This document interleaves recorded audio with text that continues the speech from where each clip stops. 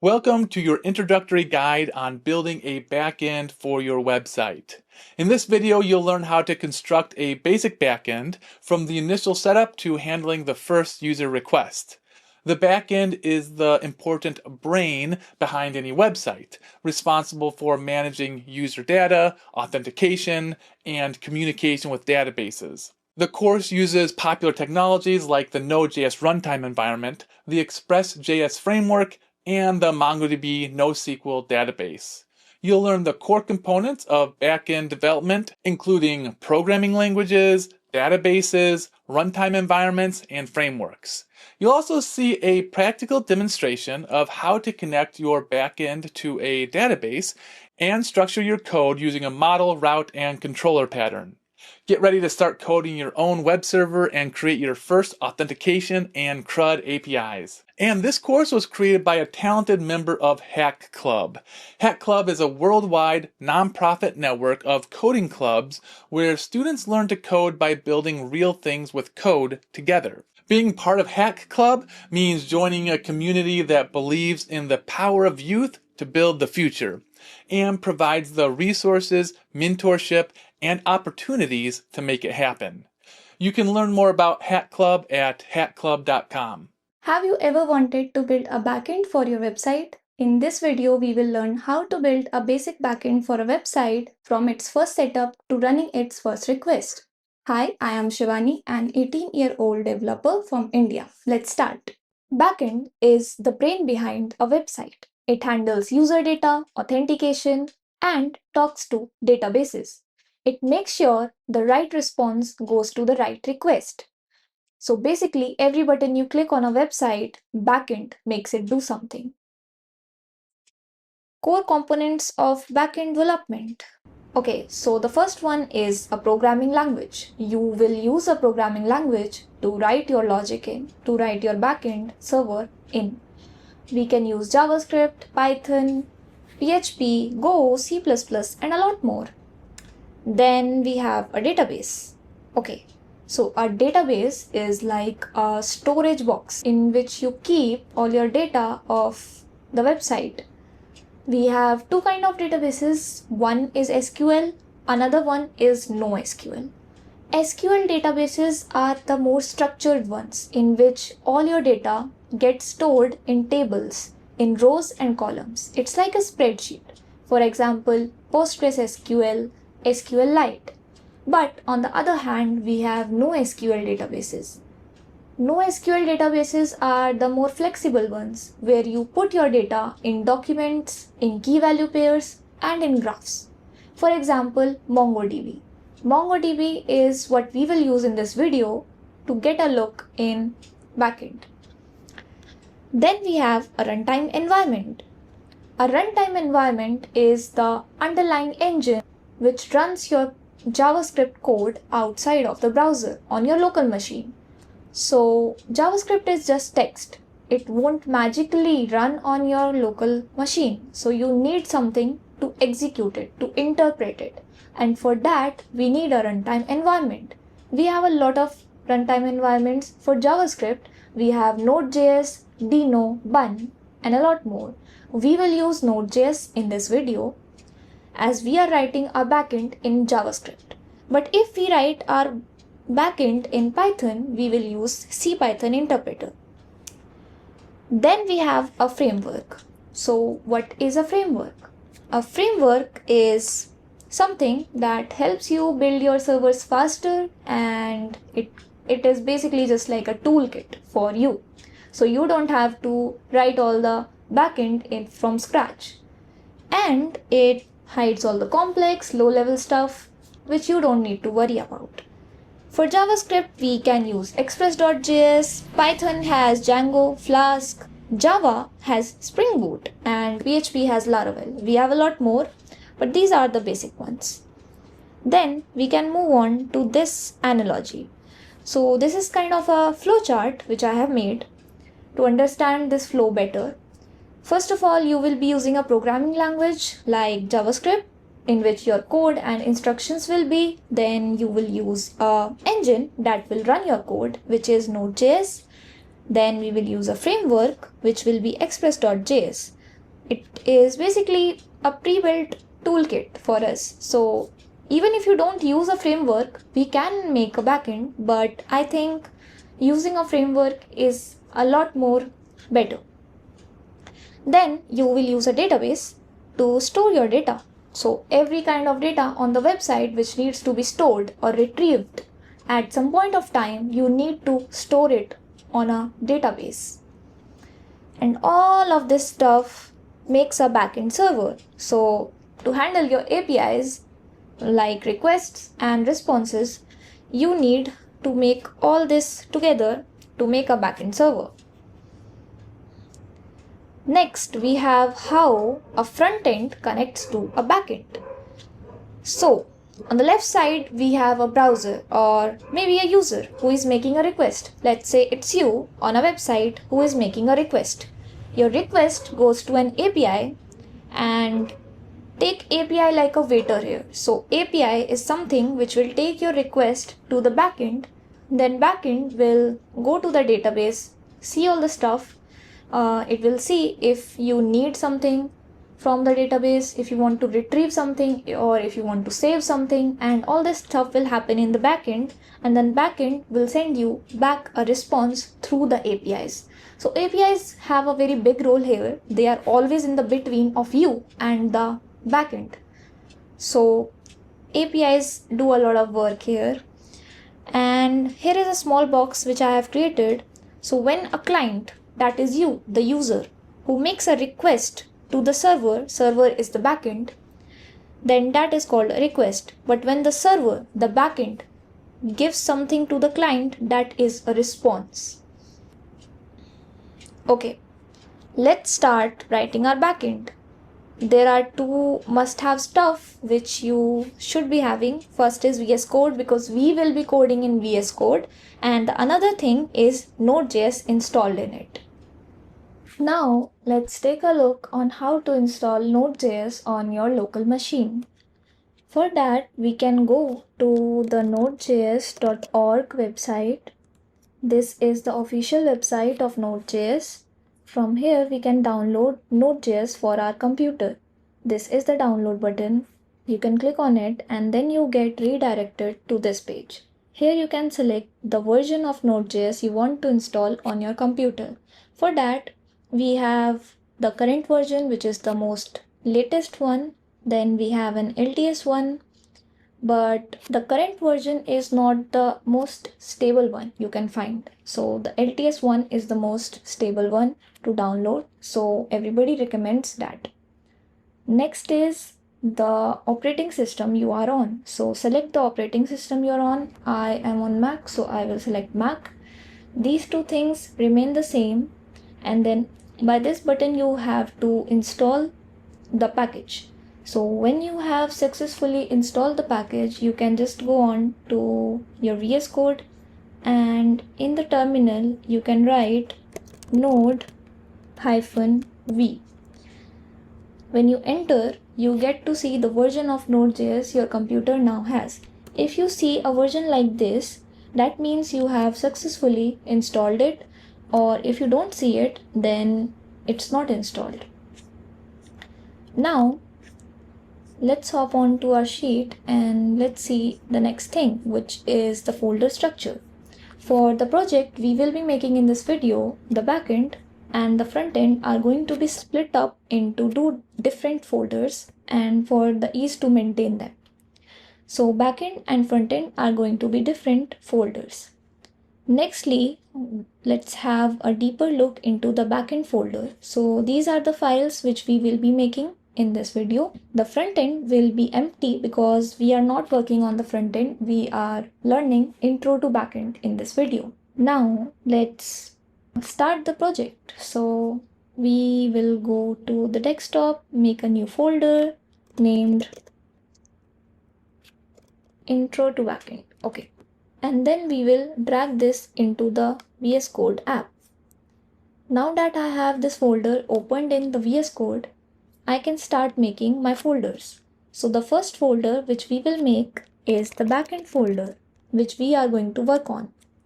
Nextly, I will make readme.md file, because we want to initialize this repository, so we have to write something. Now let's initialize this repository by this button, and let's write a commit message which can be initial commit, and then we can commit this. I will make it a public repository. So it has been pushed to GitHub, and now we can start making other files. The first file which we need to make is the package.json file. So what does this file do?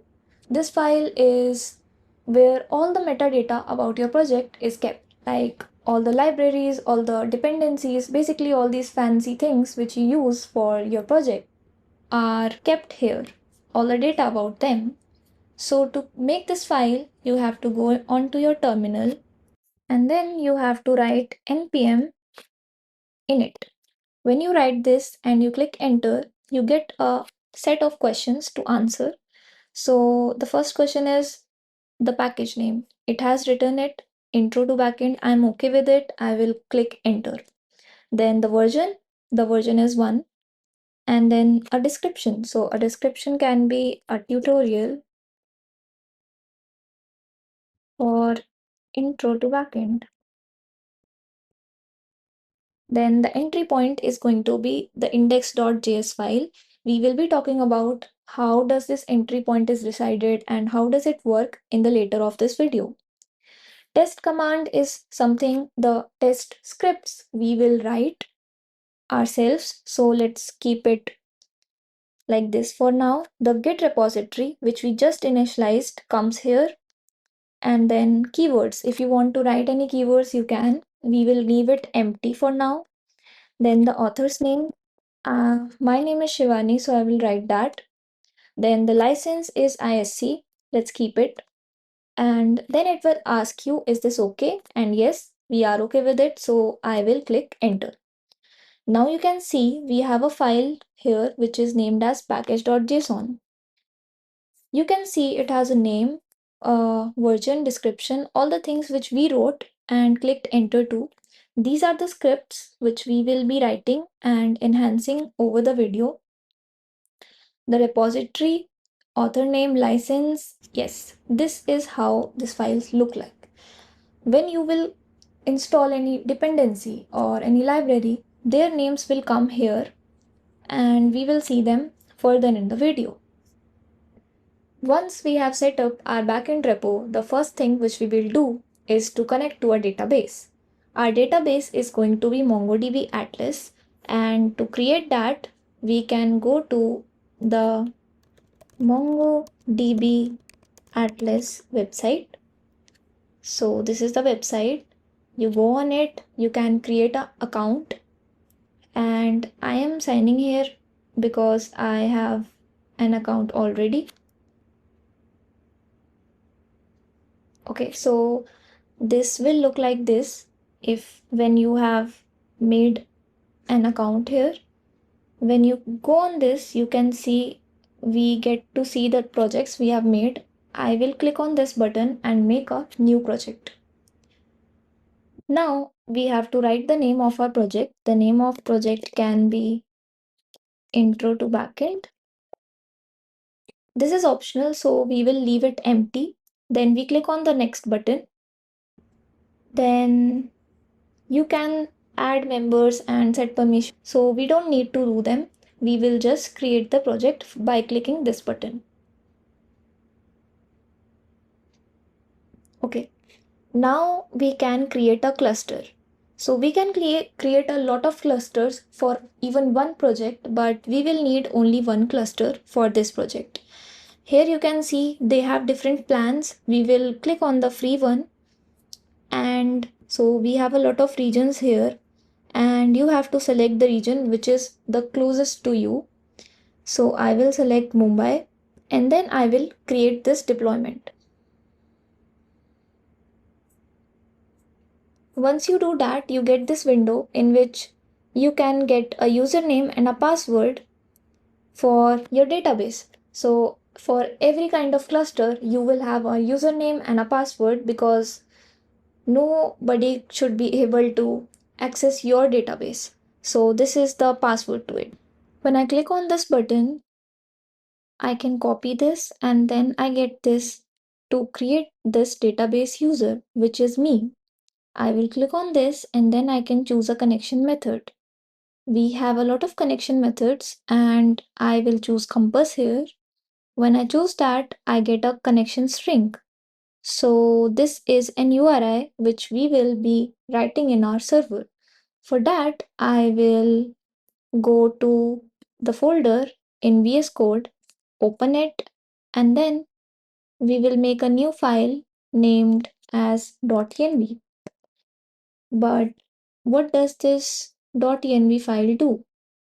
So we have to create a .env file. What does this file do? This file keeps all your environment variables, basically all the secrets of your project. So these are the things which you don't want to push on your GitHub profile and you don't want to show people, because earlier I said that you don't need anybody to access your database. So this is where we can safely put our things like the database name, username, passwords, and all those things. For that, I will write here MongoDB URI. And you must be wondering, what is an URI? So URI is like the older brother of URLs. URIs are uniform resource identifiers.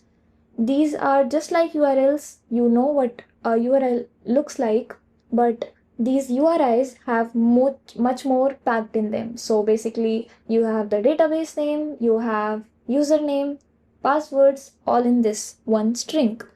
You can see that here. So this whole thing is the string which I will copy from this button and then I can paste it here. You can see this thing is the database name and here I have to put the password.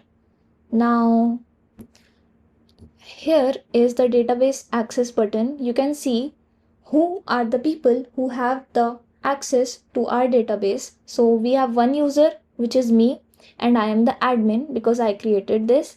So when I click on this edit button, I can see this window where you can edit the password. So we have to write a new password. Let's just write intro to backend. I have written intro to backend. I can show that to you and then copy it. Now you have to update the user because we changed the password and they are deploying it. So we have to wait for some seconds. Till then, we should be writing the password. So I will cut this and paste in the password. Now that I have pasted it, let's save the file and let's move on to the another file which we need to make, which is constants.js. So this is the file where you will be keeping all the constants, so it becomes easy for us to use it on our server. So what can be the constants like? Okay, first of all, let's make a source folder in which we will be keeping all our files. Then I will make another folder which will be config, and then in this I will make a new file named as constants.js, and let's write export. Okay, one thing we can see here is that we cannot write es modules here. So we have two kind of modules, ways in which we can write this. For that, I have to come here in the package.json file and write the type in which I'll be writing all my JavaScript modules, which will be the module type. So we have two types. One is common.js and the another one is ESM. So we will be using the ESM one because they are the new ones and they are the standard way to write JavaScript modules these days. I will save this file and then we can go back to constant.js and then write export const db name equals to whatever your database name is. Our database name was intro to backend. This was our database name. So this file is not that important, but it's a very good practice to have a file like this, because now you can see that I can just write db name anywhere in our server in our backend code, and it will point to this intro to backend. So I don't have to write intro to backend everywhere. I can just write db name, and the server will know that what db name is actually. Now, the another file which we need to make is app.js. We have to set up our Express app. Express.js is the framework we are using in this project, and app.js is the file where all your requests come firstly. So we will understand this later also. Now let's make the app.js file. I will make this in the source folder, app.js. Now, the first thing is that you need to import the Express app in app.js file. So, import Express from Express. Yes, this is the syntax how we write it. Now you can see that it's not coming in the color, it's coming dull because we have not installed Express. For that, you can open your terminal and then write npm install Express. So this is the way you can install anything. When I enter, this takes a bit of time, and then you can see it has added all the packages and all. When you go on to your package.json file, you can see that we have dependencies and it's saying Express and then the version of Express which we have on our computer now. Something called as package.json file has also been created. We don't have to worry about this, but you can see that we have this number here. Why? Because we got a node modules file also folder, and you wouldn't want node modules to pushed on your GitHub. For that, we need to make another file called a .gitignore file. For that, I will make new file named as .gitignore. Now, the .gitignore file is a file in which you write all the things which you don't want on GitHub to be pushed. So, as I told you that you don't want your secrets to be pushed on GitHub, and also you don't want node modules to be pushed on GitHub. For that, we can go to any browser and write that we want a .gitignore generator. You can get a lot of generators. I will use this one. Here you have to write node, and then you will just click on create. You get a full file here. You can copy it like this, copy, and then paste it here. So what did we just do now? Here I can show you. Okay, see, here we have written node modules. So now node modules won't be pushed on GitHub.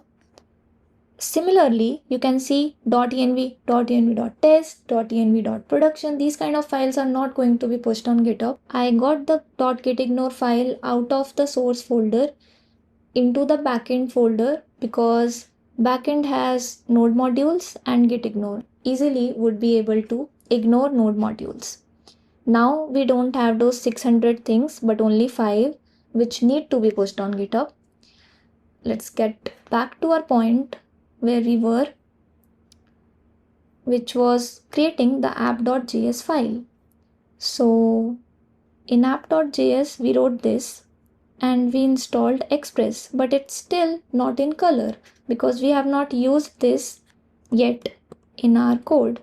So let's write const app. We are making an app and it is Express parenthesis. Now you can see that it just got colored because I used Express. So if you don't use anything, it will always be dull. Then the last thing which you need to do here is to export this, because we will be using this app in our another files also. So you need to export this, export default. Okay, this way you export this. Now we have made our app.js folder, and let's write a comment here, create an express app. Okay, the next folder, which is our database.js. So this is a very important file. It connects your backend to the database. Now for this, we will be making a new folder in config, new file named as database.js. Now we have to import some stuff. Again, import mongoose from mongoose. So you must be thinking, what is mongoose?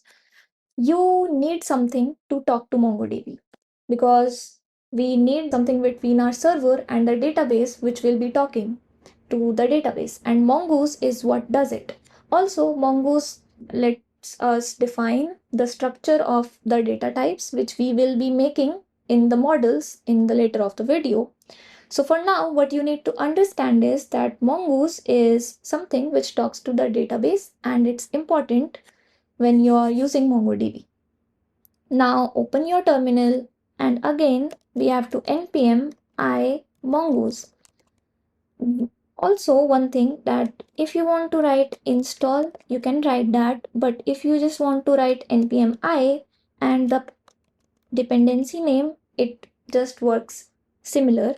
So npm I mongoose, enter, and then you will see that mongoose will get installed onto your computer. Now I will make a const, and I will write a constant as connectdb, because we are connecting to database in this folder, and I will write async, an arrow function. Now you must be wondering, what is async? Now, async await is something which we use when we want in JavaScript, when you want some task to finish and then only the next task should begin. So this is a very good thing which async and await does. And this ensures that when one task finishes, then only the other task should begin. And it is very important thing, because if we don't use async await, things will go messy and we won't be able to handle one task and then another. So that's why we will use async await. Another thing which we will be using here is try and catch method. So when you click on this, you get this. Try and catch is also a very good thing in JavaScript, where you can just write the process which you want and catch, you can catch your error. So if the app crashes, you can catch the error specifically, and this is a very good thing to catch all the errors which are coming. And this is a good practice, because if any error comes, you get to know it. Now let's write a const, and then the connection instance. We are connecting to the database.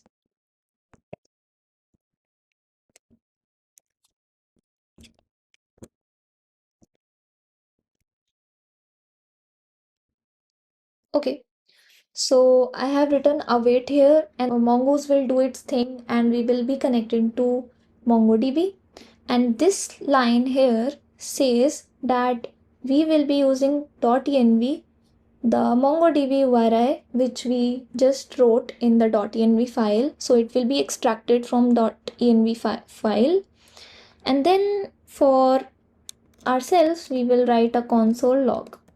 So then in the console log, we can write a sentence for us which will tell us that yes, our MongoDB has connected, we have connected to the database. For that, let's write a console log, and I will use backticks, because after the sentence, I want the host to be written. So I want the address of the connection instance also. For that, I will use backticks, and then we will write our line. You can write your own line. I will write MongoDB connected. Yes, let's write this. MongoDB connected and then 3 exclamatory marks. Then I will go on to the another line. We will use a $sign and then curly brackets. And then I can just write connection instance dot connection dot host. So this line will tell me the address of the connection instance. We will see that in the terminal in some minutes. And then it is completed. Now the another thing which is very important, that's why we use try and catch, is that I will write a console log here too, which will tell us about the error if any comes. So I can just write MongoDB connection failed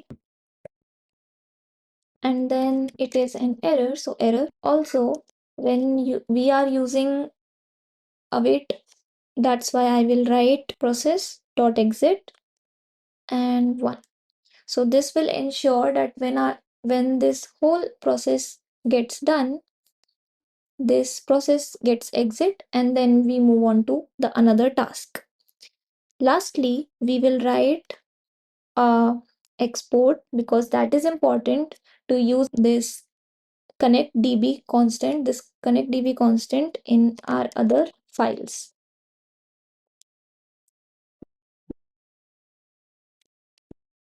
So I will export connectdb.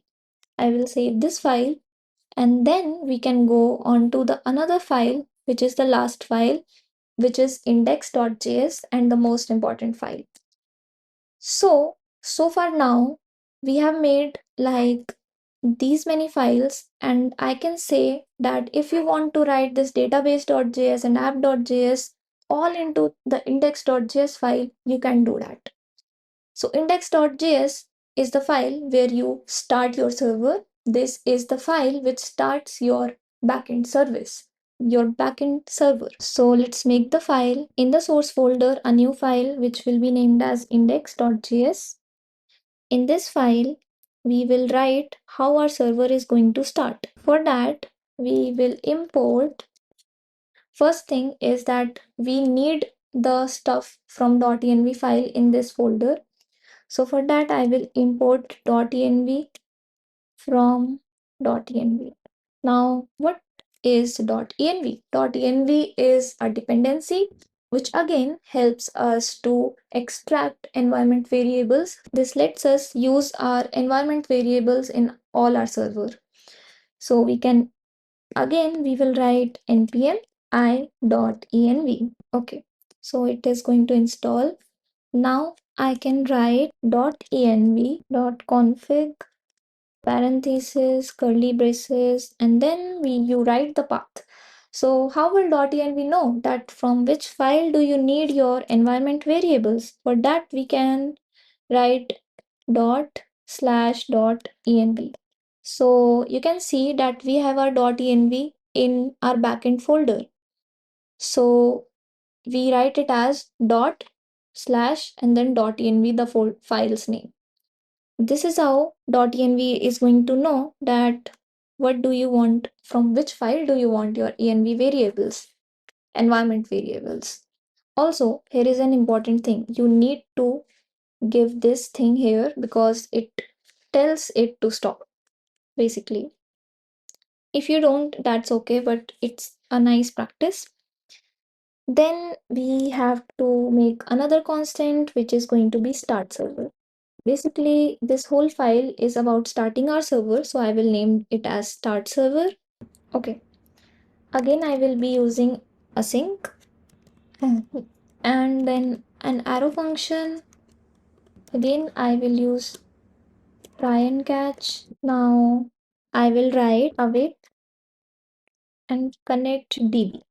Now, you may remember that connect db was okay. So I just clicked on that suggestion you saw and it got this import line from there.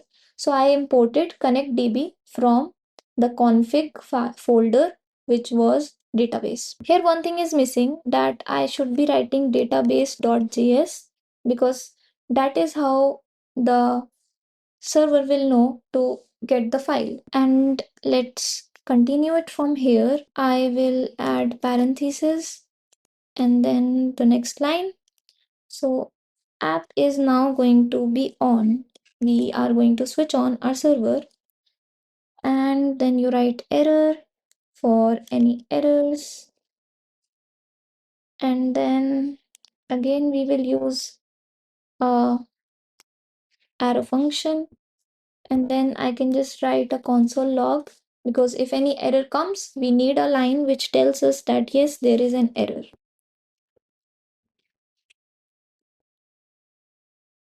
And then you just throw error. Also, here I missed one thing. In this error, we need to wrap this up in another parenthesis, and then a parenthesis here. Okay, now another thing is that you have switched on the app. Now you want the app to listen. So you write app.listen, and then the process.env.port. Now, what is the port? Like, app is going to listen, but from which port? The ports are like, you know that your laptop has a lot of USB ports to input stuff. And similar to that, online in the digital world, we also have a lot of ports from which your application is going to hear. So your application is only going to use one port, and that port can be specified in the .env folder. Like, I can just come here in the .env file, and then I can write port equals to, like, let's say I give it 4000, and then I save this, and then I go on to index.js, and then I write here process.env.port. So from the env folder, we are going to take out this port from which we are going to connect, from which our server is going to listen, and then as an or sign, we can assign like 8000. So if by any reason this port doesn't work, or this port is busy somewhere, we will use by default 8000 for to just not get errors and easily do make the app listen. Now we write arrow function, and then again we will write a console.log on whatever port our app listens. We get to know that. So we can use backticks. We can write server is running on port, whatever port you're listening. So we don't know which port we will be listening. So I can just write $, and then the process.env.port. So now we know that this port is going to come from the .env folder, from the .env file, and it will be written in the terminal when we will connect to our database. Now we need to catch our errors also. So let's write again a log, a console.log, and then we can write MongoDB connection failed. And then it's an error, so I will write error. And lastly, here I won't be exporting anything. We will just write start server, parentheses, and yes. Save this file, and now we have our server will start. No more files to write for our database. Now one thing which we need to do is go here, and in the package.json file, the scripts are what you write on your terminal to start your server. So basically I will cut this line and write a script so that we can use that script in our terminal as a command to start our server and see if the database is connected or not. For that, we can write start, and here I can write node source index.js.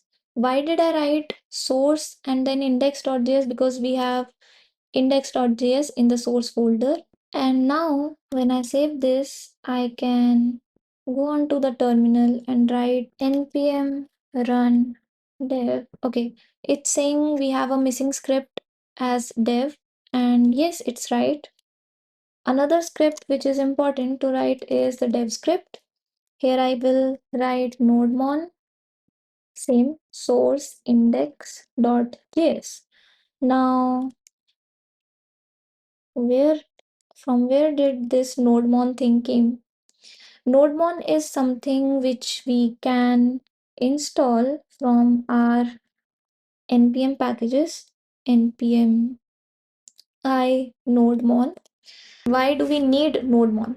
We need Nodemon because if you want to start your server, like let's say you are the developer and you are developing some backend project. Now you want to start your server again and again, and for that you will need some automation, and that automation is Nodemon. Because if you want to do it manually, you will have to always click Ctrl plus C to terminate your terminal every time to start the server again, and that is painful. So we use Nodemon, it's automated. What it does is that when you install this and write it as a dev script, what happens is that whenever you save your files, it automatically starts your server, which saves a lot of time. So let's install this. And now I will save this file, and now when you write npm run dev, then we can run it nicely. But I think we are getting some errors. It's saying cannot find module.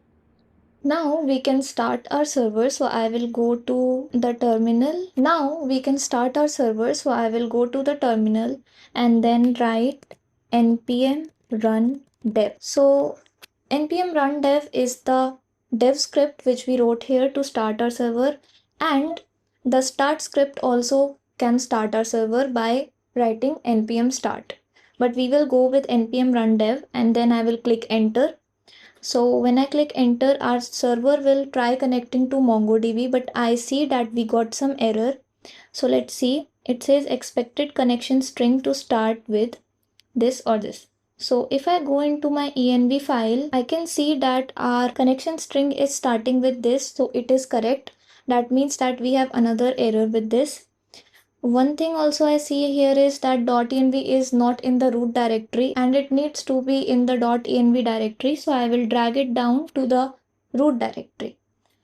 Now I also see that we made mistakenly two node modules files which are not correct. We need only one node modules folder. So I will delete this one and I will keep this one in the root directory as it is. Also, whenever you change .env files, you have to start the server again. So I will delete this one and write npm run dev. So it connected, but then it failed and we have an error named as app is not defined at start server. Okay, so in the index.js file, we have start server and it is saying that app.js was not defined. So app is not defined.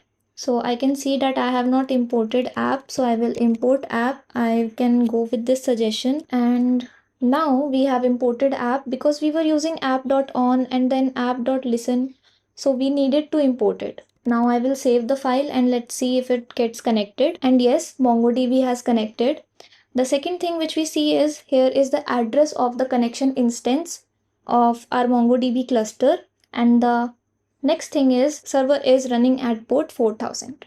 So this is how we get it that MongoDB has connected successfully and we can move ahead with building our server. Now we should be able to start writing APIs. So we will write authentication APIs and then basic CRUD APIs. So for the initial ones, we will be writing the login, register and logout APIs, which are our authentication APIs. For that, I will be showing you this ER diagram. But first of all, we need to understand what APIs are. So APIs are basically application programming interfaces. But this is not how you can understand what APIs are. So we will build them. They have a structure. So if you see basic APIs like the authentication ones, they have routes, controllers, and they have a structure, basically some models also. So the first thing which we need to learn is what a model is. And this is an ER diagram. But first of all, let's understand what is a model. A model is the code version of the structure of the data you want in your website. So how you want to structure every kind of data on your website is what models are. They define schemas, and schemas are basically structures. For instance, you can see this is an ER diagram. What we can see is that we have users and we have posts. So in our project for this video, we have only two kind of things. One is user model and another one is the post model. User model is for the authentication. So whenever you authenticate on any website, you go and you write your email, password, username, and then you can register there. So this is for that. And the post one is for the characters you can post on the website, which we are going to make. Like you can post characters which will have a name, a description, age, and this created and updated at will be written in the models. We will write them. So yes, this is basically the ER diagram.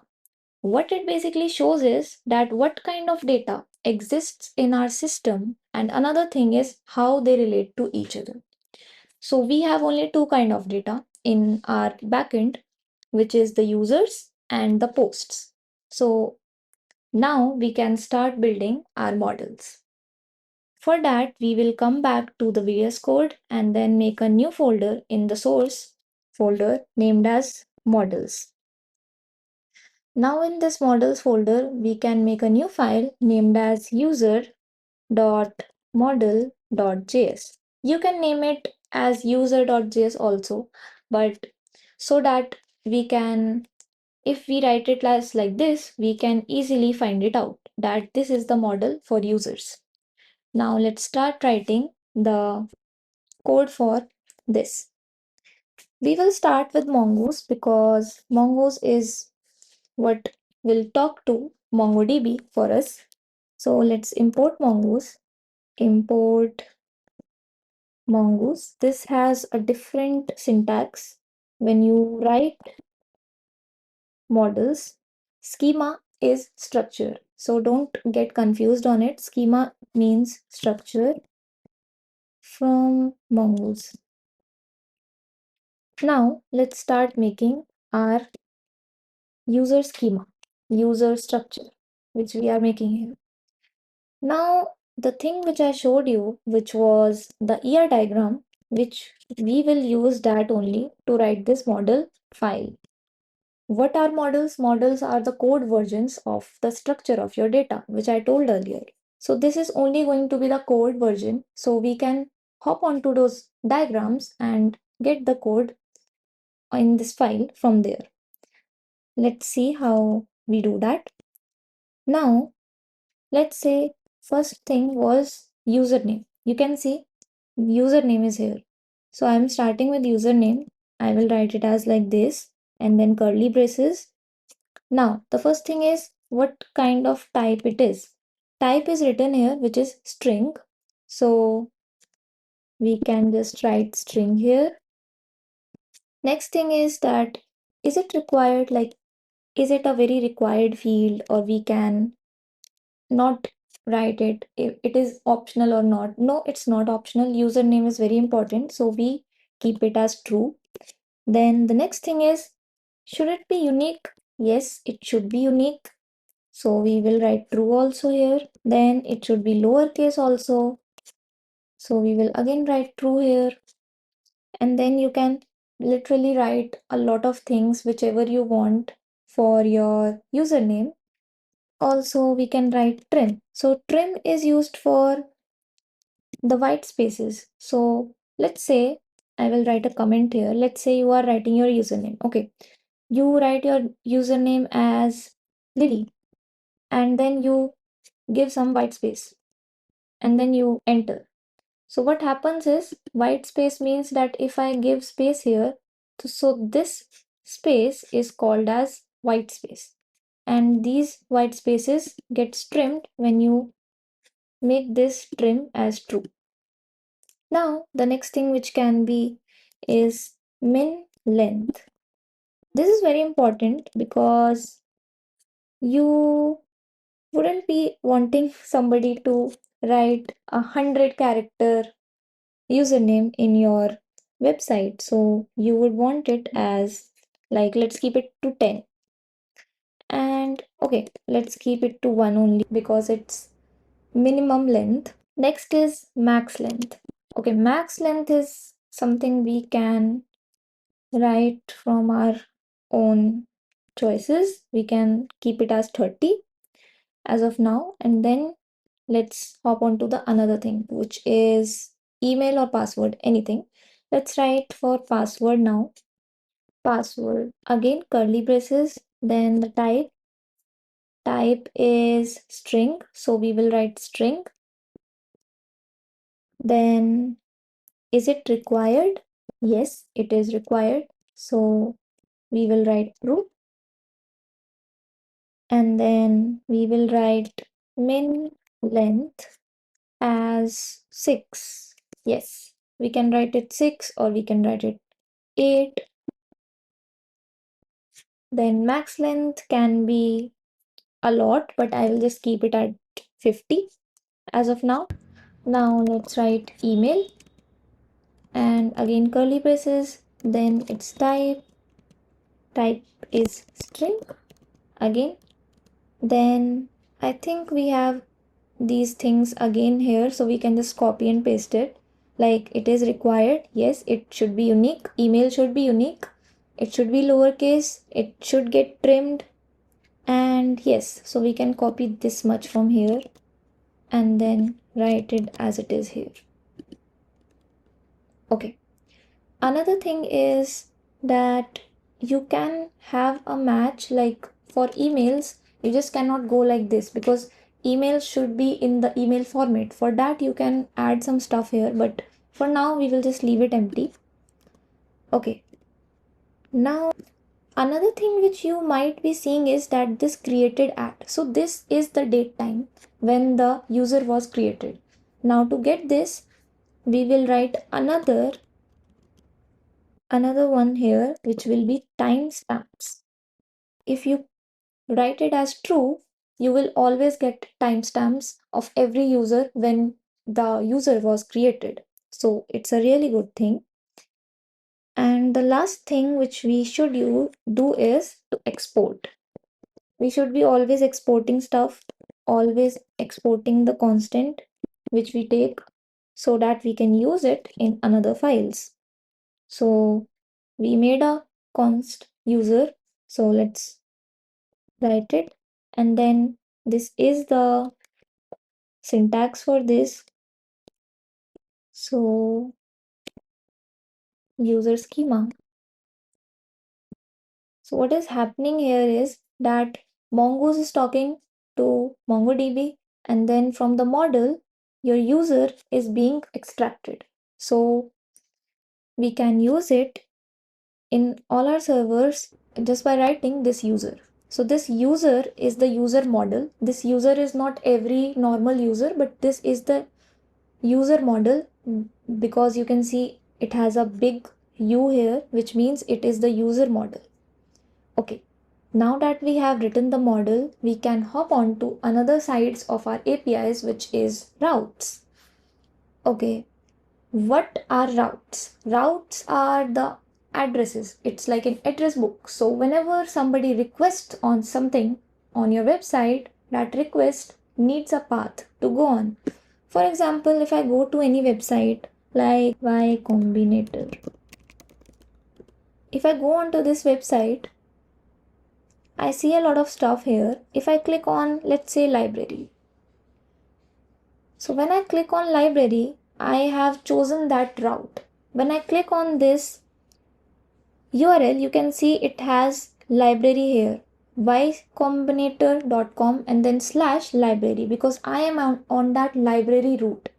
If I go on to companies, let's say, then you can see the route changed and it says company now. So whenever I clicked on this library or this company, I requested this route. That's why this route came.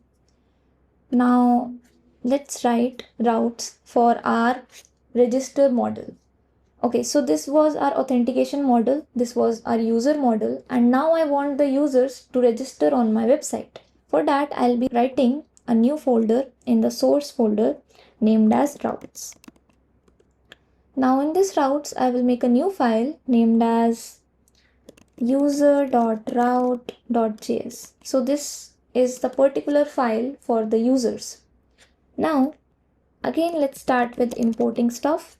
We will import router here. Router is a tool which helps us get routes in Express. So let's write Express here. Express is our framework which basically handles the routes, but router is the tool which we need to use. Another thing is that we will make a constant which will be router and then equals to router, and then you export it. So export default route. This is it for the routes folder.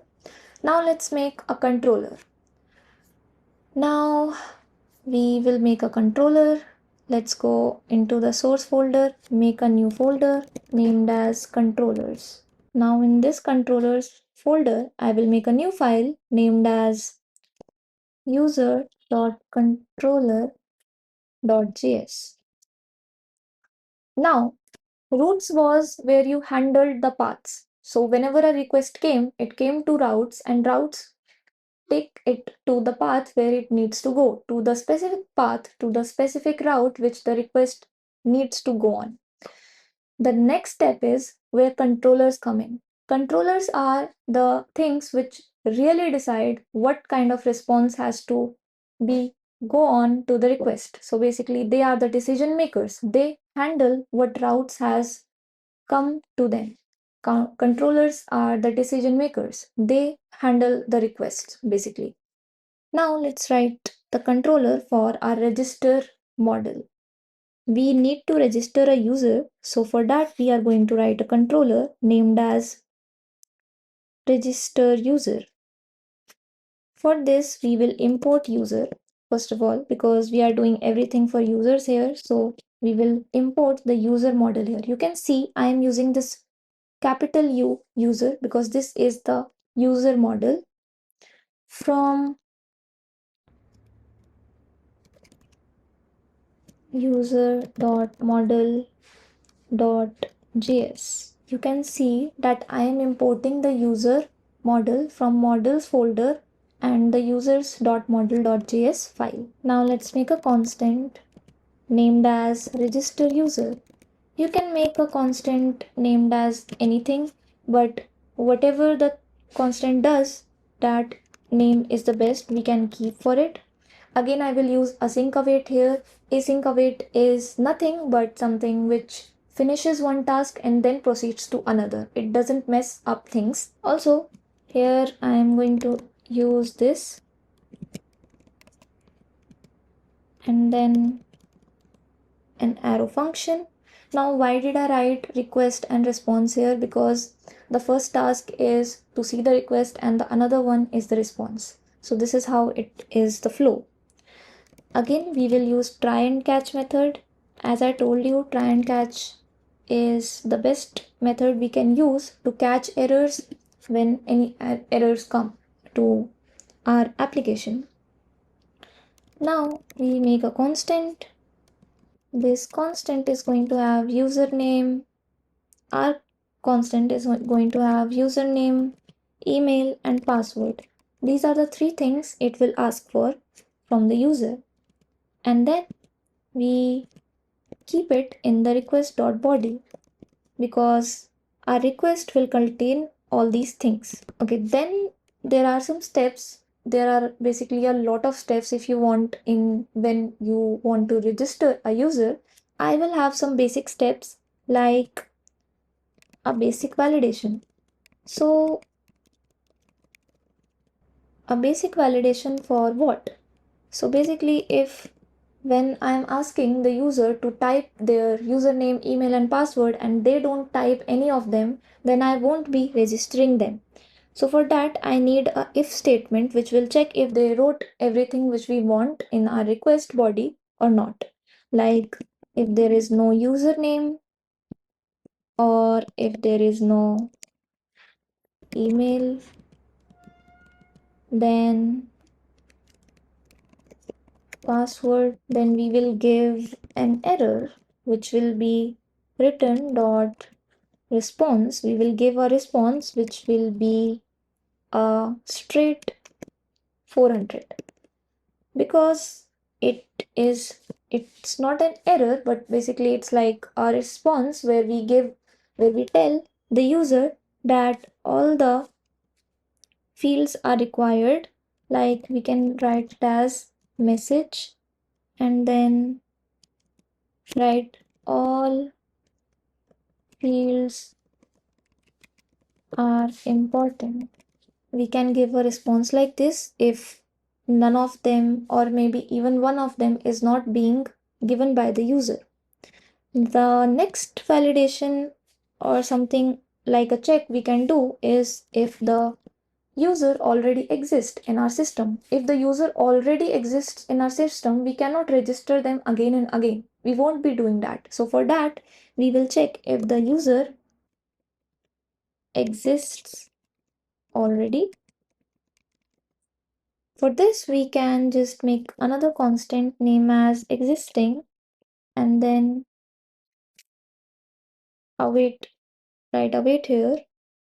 And then from the user model, we will find this user if there is someone named exactly same to this one. You can find the user by email or by the username.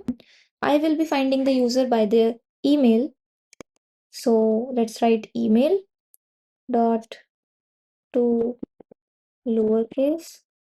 We want, actually every email is going to be in lowercase, but still we are writing it like this so that every email we are finding are in lowercase.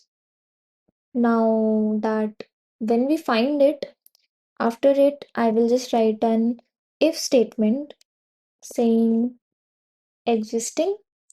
If the user is existing, I will return a response with a status code, which is going to be 400. And now you just write a message here, like our message is going to be user already exists. Okay, now we have done all our validations, two of them. Now we can create a user. Now let's assume that the user gave us all the three things: username, email, password, and they do not exist already. So now we need to create the user, and for that we will make a const named as user. And now this time you can see that I'm not writing a capital letter U but a small u, because the small u names one user but the capital U means the whole user model. So we need to understand the difference between them. And then I will write await for the tasks to finish, and then user dot create. Now the model user is going to create our user. Now in this we will just write all the things which are given to us, like username, and basically these things are going to be saved like this only, and you will see them in Postman when we will test our APIs. So email will be in lowercase. If it is not, then it will be converted into lowercase. Password, and then one thing more, which is if they are logged in. No, they are not. So I will just false this one. Now the another thing is that we need to catch the error. So we will catch the error by this. Now whenever an error comes, like we need to give status codes. Again, we will always get different status codes, whatever type of the error is. According to that, So if there is an internal server error, so basically nothing is wrong on the user side, but on our server we have some internal server error. So for that, those kind of errors, we'll be writing here a message which will be internal server error, and then it's an error, so we can write this is an error message. Also, we forgot to write the response for when we create a user successfully. So I will write here res.status, and the status code is going to be 201 because we have successfully created a user. And then we write JSON, and then we write a message which will say that yes, user registered successfully. So I can just write here user registered, and then I want the ID of the user in my response also. So I will write user and then their ID. So I want to extract the ID, the unique ID given by MongoDB of the user document. And then I want their email also. So I will write email user dot email, and then the username also. So I will write username and then user dot username, and that's it.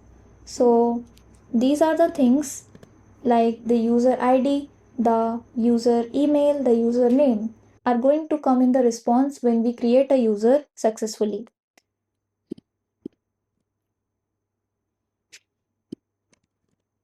And the last thing is that we need to export the constants we made here. So as we made register user here, to use it in another files, I need to export it from this.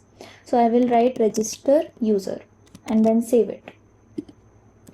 Now we can check, first of all, let's just check that if our MongoDB database is connected or not. So I will write npm run dev, and I can see that yes, it's connected. So that's a good thing. Now the next thing which we should be doing is that I will tell you about this, how a request flows through an app. So this is basically the journey of a request which we just did. So whenever a request comes on your website, your backend takes it. App.js is the first file which receives the request. One thing is that we need to write here is we need routes to be imported here. So I will write it as import from routes, and then user.route.js. And the next thing which we will do is to declare the routes. So this will be routes declaration. It will also look like app.use. So basically we are using the application now which we made, the express application, and then we can just write like API version 1 and users. So you must be thinking, why did I write API here and version 1? You may not write this, but for the basics, I'll just write this is the API, this is the version 1, and it's users. So whenever we write this, we have to write the name also. So this is the user router which we are writing for. And yes, so this was important. Now what happens is another thing which I want to tell you guys, what is going to be the example route. So basically the route I showed you on the Y Combinator website was something like an URL. So what is going to be our URL? Let's write that also. It is going to be on localhost because we are developing on our local machine, and our port was 4000, which you guys may remember. API v1 and then users and then register. So this is going to be our URL for now.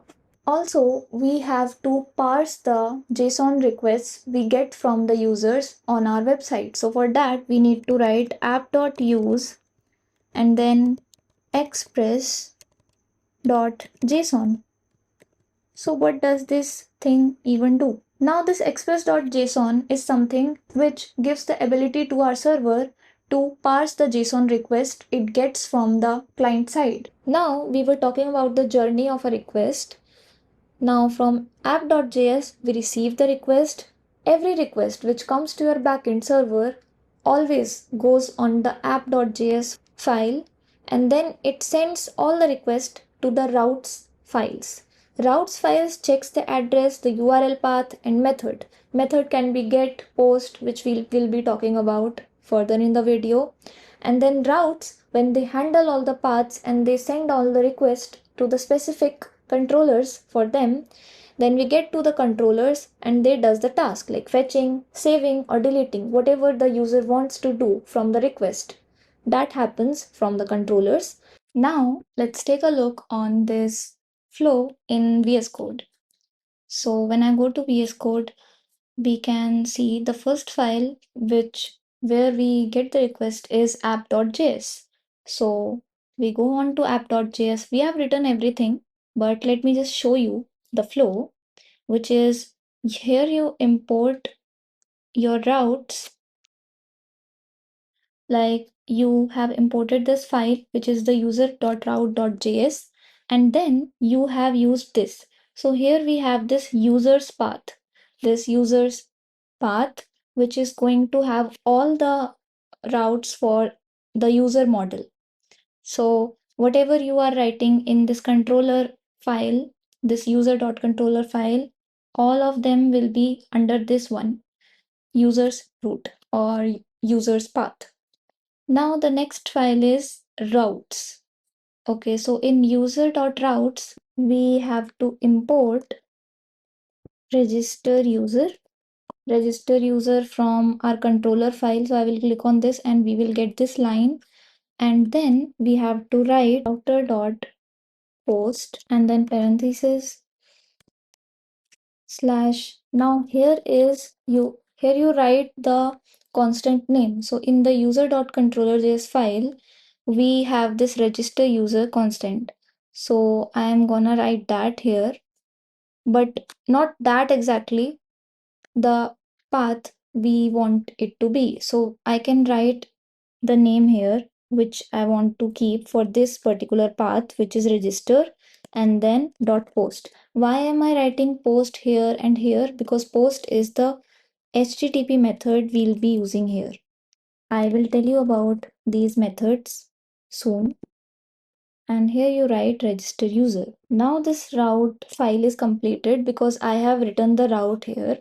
So what happens is that when a request has come into app.js, it will go into the user's path and then it will be directed to this register path inside the users. And after that, we will have the controller who will send the response to the request. And we have written everything here also. Okay, now let's save the routes file, and then first of all, let's see if our MongoDB is connected. We have some error, which is cannot find module user.controller. Okay, so this is a wrong thing because here it should be user.controller.js imported from user.route.js. Okay, in this file user.route.js, you can see here I have not written .js. So this was the mistake. Let's see if it worked.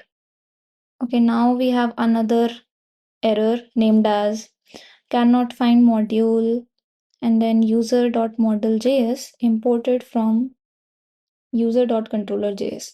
Okay, let's see. Here it is saying that it cannot find the module users.model.js. So let's see what's wrong here. Users.model.js. It cannot find this file. So in models, we have user and I have written here users. So this is wrong. So let's cut the S and now we can see, okay, now we have another error. Here it is saying that type error. It has a type error. Argument handler is required. It means that in the route file it says that as post, so here is some mistake and I can see it. Okay, so here we don't have to write dot post, but we have to write dot route. And first of all, what is this router? So router is the express router object. As I told you guys, it helps us define routes separately. So we will have different routes for post model and then different routes for our users. And then we have dot route, which is the more specific one, which goes into these. So if I have the user one, the user one is going to have a lot of routes like register, login, and logout. So for register one, I am writing dot route, which specifies it. And then the next thing is the name of it, which is slash register. And then I have dot post, which is the HTTP method for this particular route, and then the name of this route in our controller. Now let's see. Yes. So when I saved this, I got that MongoDB has connected. Now let's talk about HTTP. So you must have seen that on browser, whenever you visit a page, you always see that we have these URLs which start with HTTPS. So what is it? It's Hypertext Transfer Protocol. So basically it's how computers talk over the web. So basically it's the thing between the client and the server. It's between you and the server which is on the web. It is used by browsers, Postman, curl, etc. to request and send data. The other thing which we will see here is that how a URL is formed. The first thing which we see is the protocol. So protocol means how it's going to talk to the user and how the talk is going to be delivered between the server and the client. Also here you can see that this is HTTPS and not just HTTP. The S here stands for security. So you will always see that we are almost always using HTTPS because it's more secure. The next thing, which is the domain. So if I go on to this website's URL, you can see that after HTTPS, we get excalidraw.com, which is the domain. The next thing, which is the most important thing, is the path. So whenever you are visiting a website, you see that I just showed you on the Y Combinator website that whenever I clicked on library or resources on any button, the path changed because my request changed and those requests had to go to specific routes where they would be handled by the controllers. So you can see that it has API and then users. So it may be one from authentication. Okay, now we have HTTP methods. What are HTTP methods? These are the methods in which your requests go. So these are like tags. On every request you send to the server, it has a tag, or say it has a HTTP method. So if it has a get tag, that means that you want to get some data. Get can be that when you open a social media website, let's say Twitter, you want to get a set of tweets on your screen, on your feed. So at that time, your request is in the get HTTP method. But when you want to post something, when you want to create data on a website, you want to post a post. So at that time, you use this post. Also, when you are registering as a user, you are creating data on that website because you are registering as a user. Also, when you log in, when you log out, all those requests go into post because you change some data or you create a data on the website. Now we have put, which means you want to update the whole thing. Like let's say you want to replace your user's profile, so you do that. If you want to update a part of your profile on a website, you use patch, and the delete one is to delete data. We will see this in the Postman app after this. Now, the another thing which we can talk about is HTTP status codes. So the HTTP status codes, we have a lot of them, and you can see the table is a bit big, but You don't have to memorize every and each of them. We have some mains like 200, which means that yes, your request was successful. 201 means that yes, you created some data. So if you logged in, if you registered as a user, you created some data and you will get 201 or 201. The another thing is 400, which means a bad request that says a wrong request, or maybe you gave some invalid input. So they were asking for a username, but you gave an email on their input field. So in these kind of things, you will get the 400. That means wrong request. You must have seen 404, which is the most famous status code of all times, and we all know it, which means not found. So if you have requested for some data and it doesn't exist, so you will see 404. That means nothing here at that address. The last one can be 500, which we talked about earlier in the video, which was internal server error, where your server messed up. So it's not the user's fault here, it's the server's fault, server messed up. Now let's hop on to Postman to test our APIs.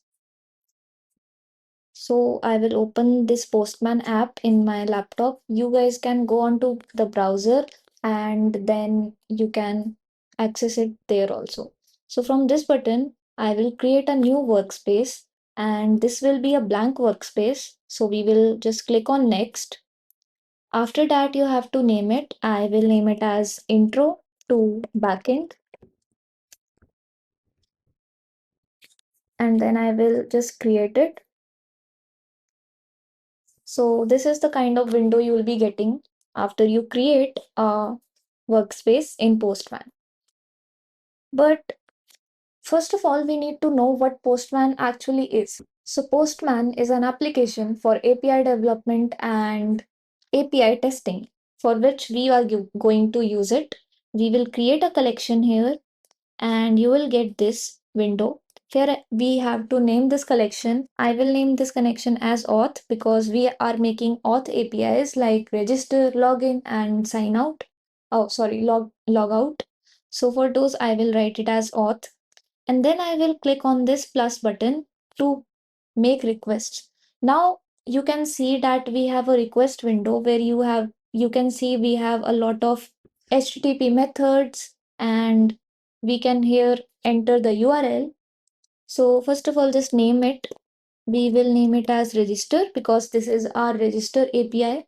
And then I will go on to VS Code and I will go on to app.js. Here is the example root or the URL I wrote down here. So I will just copy it and then paste it over here.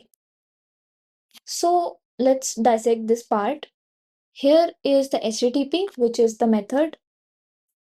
Also, here we need to select this post method because we are generating data on the website. We are creating data on the website. So that's why we are going to use the post method. After that, our server is running on localhost 4000. This is how Postman is going to talk to our server and get the code. Then API v1 users. Now this part this part I have written in app.js. You can see here roots declaration. In roots declaration, I have written this for the whole user model. So whenever I will be using this will mean that my request is going to this user's model or coming from it. And then after it, you can see I have this register word here, which means from the root register, it is going to go onto the path of register and then the controller will handle register request. Now, there is something called as headers. Headers can be a lot of things, but the one we are using here is the content type. So the content type is going to be JSON. The next thing is the body. So the request.body, which is taken from the user. So when a user is trying to register on your website, they want to give some data like username, email, and password, which we wrote in our controller. For that, we have a lot of options here like form data and raw, binary, GraphQL. You have to select this raw and that too in JSON. So I will select JSON and then I will write the data here. Let's assume that I am the user and I have come to your website and I want to register. Now I am asked my username. So I will write that. I can write Shivani here and then this will also come like this and then a comma. Another thing is the email. And then again, the email can be shivani@gmail.com. After that, the third thing is the password. I will just write it as 123456. Okay. Now that I have saved it, then I will click on send. And when you send it, you get a 201 created. So I send it to my server and it got me this. This says that the message is user registered. User has an ID, which is a unique ID given by MongoDB, then the email, and then the username. Also, you can see this is the status code, which says a new resource was created successfully. So this is how you get a response on Postman without even needing a front end to check how your backend is working. And that's why Postman is a great tool. Now, the next thing, which is to show you guys how this has gone into our database. For that, I will take you to MongoDB. When you go onto your own project, that is intro to backend, which I made, you can see we have a button here named as browse collections. You click on this and you get to a window where all your data is actually located. So now we are gonna see how data is actually written on MongoDB Atlas in documents. Now you can see here is a sample of what MongoDB gives us to look onto, but we will be testing. We will click on this and then users. So you can see it's loading the documents and we have one document here. This document has an ID. So every document also has its own ID and then the username, which was Shivani, the password and the email, and created at time and updated at time. And the this underscore underscore v is the version, which is 0, of course, of this document. Now you can see that this is how data actually gets stored on MongoDB Atlas. Now the next API which we want to make is the login API. So your user has registered, but if they want to come back to your website, they need to log in. And for that, we are going to make another API named as login. For that, first of all, you won't be making any new model for this because the user model is going to have all these APIs where the user registers, where the user logins or log out. So these are the things where you don't need another models. We can just use this model only for this. Now I will go to the user.controller.js and here I will make a new function named as const login user. Same, we will use async, then request, response, and then an arrow function, and then try and catch. Now the first validation which we need to do is that if the user already exists. So I will write it as checking if the user already exists. For this, I will make a new constant and then curly brackets.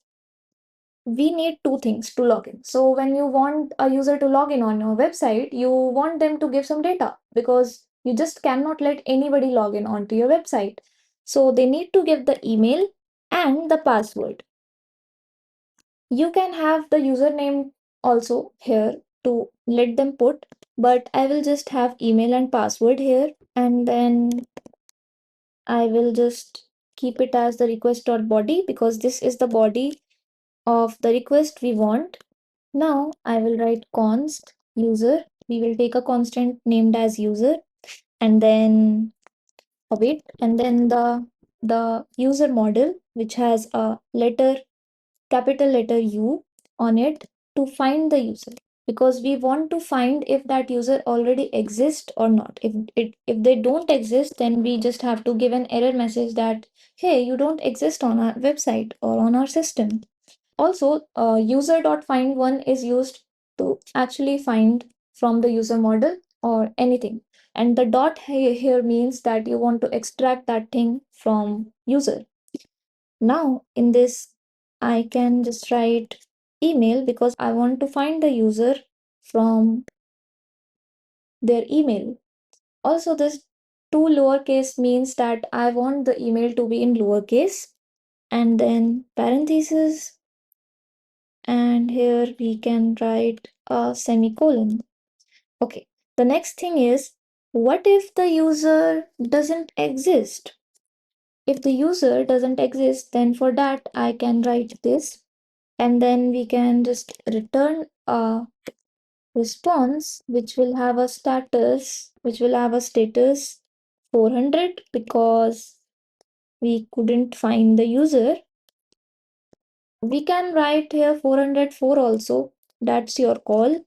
I am writing 400 here, and then the message you want to give to the user, which is user not found, because we couldn't find the user on our system. The next thing is a semicolon here, and now we are done if the user already exists. If they do, then we go on to the next level, and if they don't, then we just give them a response which will be an error response because we couldn't find the user. The next thing which we want to validate is to compare the passwords. So now let's assume that a user came on your website and they want to log in, but their password was incorrect. So you must have seen that when you don't write your password correct, you cannot log in. Why? Because the server was checking. It's checking if your current password matches the password you're writing. So for that, we need to do that kind of thing here also. We need to compare both the passwords. And for that, I will go to the user model. Now I could have written this whole thing in the controller also, but I want to make a universal thing in the user model only so that I can use it and it can work for all the functions in our user model controller. For that, we have a dependency named as bcrypt. So what does bcrypt actually do? Bcrypt is like it can hash your passwords, it can compare your passwords, and it's a really good thing. So we need to import it, but we need to install it also. So first of all, I will just write this quick, and then we can hop on to our terminal. I can terminate this and then write npm I bcrypt. When I enter, I get that this has installed, and I have written the import statement here also. Now I will just write how we can use bcrypt. Okay, so I will just write a comment here. Before saving any password, we need to hash it. So you must have seen in the MongoDB that the password is visible. Now, this is not a very good practice. This is actually not a good practice at all, because what if your database leaks? And if your database leaks, then the illegal person, whoever took your database, can see that all the passwords are not hashed and they can easily open anybody's account and log in onto your website, which is a bad thing. So we need to hash it. When we hash it, nobody can ever find the real passwords. For that, I will just write here user schema. That means the user structure, and then pre. Now, pre means that I am gonna save the passwords, but before saving them, I have to hash them. So for that before thing, we need to use pre here, and then async function because it's in function, and then next. Okay. And then you just write next because we need to move on to the next task after hashing the password, and then parentheses. Then there is one catch here. So what happens is whenever you are going to save a password, when registering a user, the thing is that you don't have to hash it every time the user logs into your website or registers. For that, I will write an if statement which will be this dot modified. This dot is modified. Let's write it as like that. So what means by modified is if your password is not modified. This statement means that if your password is not modified, it is not going to hash again. If it gets modified, if it gets updated, then we will hash it. So I will write the password here, the password word, which means that if the password was not modified, it is not going to be hashed again and again. Then I will return next again, parenthesis, semicolon, and then I will write the normal statement, which means this dot password equals to await. And now, if this if statement comes true, then the password is of course not going to be hashed. But if this statement, this 40 number statement, if your password was actually modified, then your password is going to be hashed by bcrypt. So await bcrypt dot hash, because we're gonna hash from bcrypt here, and then I will write this dot password. And now is interesting thing. I wrote 10 here. Why did I write 10 here? Because you see, we have salt rounds. Like whenever you're hashing any text or any number, you can set the salt rounds it needs to be hashed in. I have set it to 10. So 10 salt rounds will be there to hash the password. You can increase it or decrease it, but I guess 10 is enough and it's great. The final next, so that the other tasks resume after this. Okay, so I got this wrong here, I guess. Here is the parenthesis which will come. Yes. Now it's good to go. Now the next thing was that we wanted to compare our passwords. So to compare our passwords, compare passwords. Now I will use again user schema, and then this time we are going to use methods because we are going to compare our password, and then equals to again async function password, and then parenthesis, then again return. So now this is a method where you don't need to write any if statement because there is nothing to do like that. You just want to compare the passwords, and then we are gonna just return await, and I will let bcrypt compare the passwords.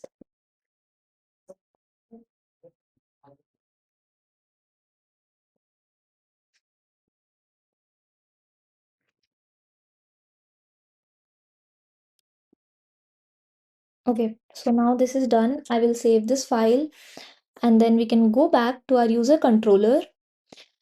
Now we were here, so I will write compare passwords.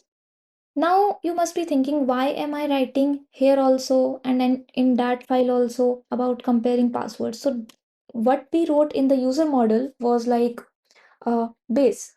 So from there, I am just gonna extract that thing here so that we can use it in logging function. So I will write constant is match. So I'm gonna match both the passwords. So I'm writing it as is match. We can write anything here. Then I will await the user compare password, and then parenthesis. Again we are doing this with the password, so that, and then here also you are going to use a if statement, of course, because if it doesn't match, then you want to tell the user that hey, your passwords didn't match, so we cannot log in you.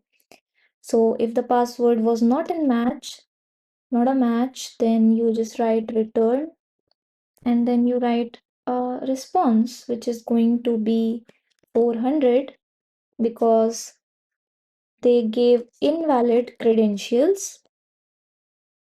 So we will write a message here as invalid credentials. Okay, after this, what if the passwords match? And your if statement, if it did not come true and the passwords really matched, then you need to give another response which will be 200 because the passwords were correct and you have successfully logged in. So for that, we can write a message here, user logged in. After this, we can write user because we want some data of the user like their ID and their email. So I will write it as dot underscore ID and then their email.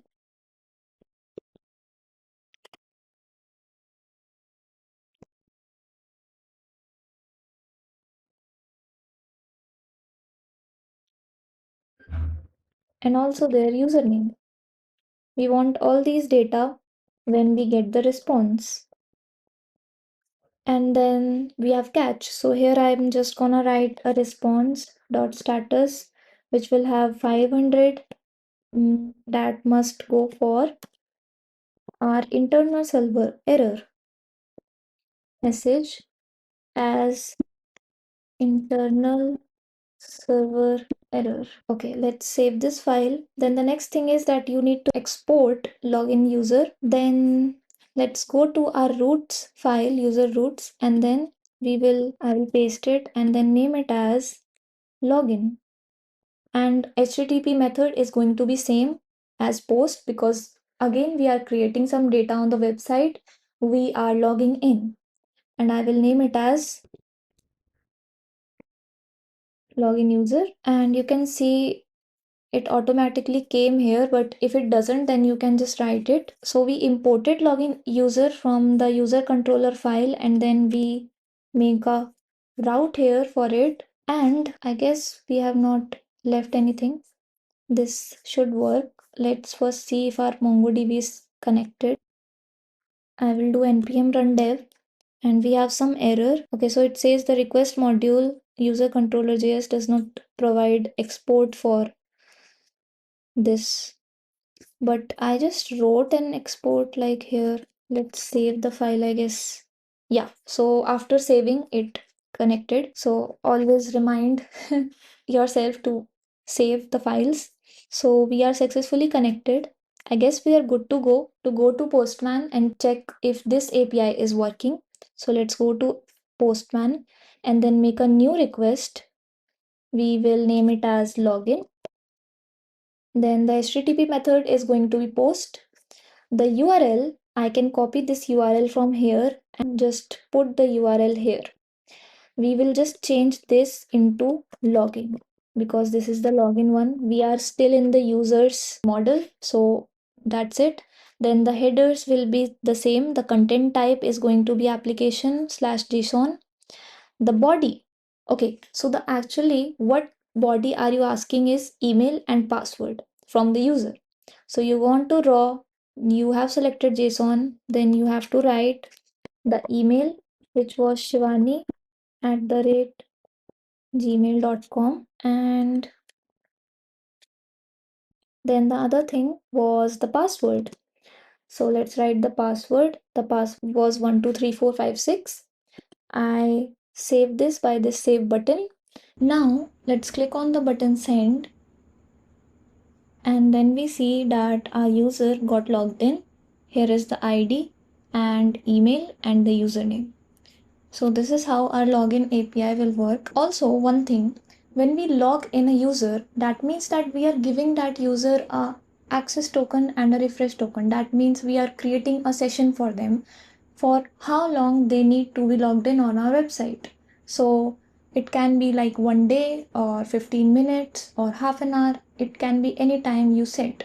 So if you set like 15 minutes, after 15 minutes, they will get logged out by itself. So they will have to log in again. So this is where you create tokens and you do that through JSON web tokens, but we did not do that in this video. The next thing is that we need to make another API, which is going to be the logout API. So if the user really wants to log out from your system by themselves, they want to hit this API. For that, we will make another constant named as logout user. Then again we will use async and then an arrow function, curly braces, and then we will start writing a try and catch, and now we will start writing the request body which we want from the user. For logout one, you don't need a lot of things from the user. You can only get their email and log out them. So this is going to be our request.body for this logout part. And the next thing which we will write is again the constant user await, and then we need to find the user, because if we cannot find the user, how will we log him or her out? So for that I will write find one, and then we will do this by their email. So the email they provide us will be the email from which we can find that user. I will just write email here and a semicolon.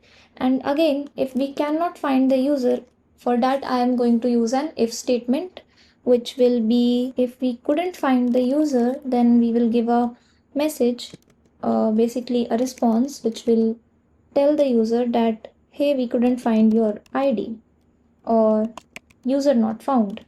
So for that we will give a status which will be 404 404 and .json, then the message which will be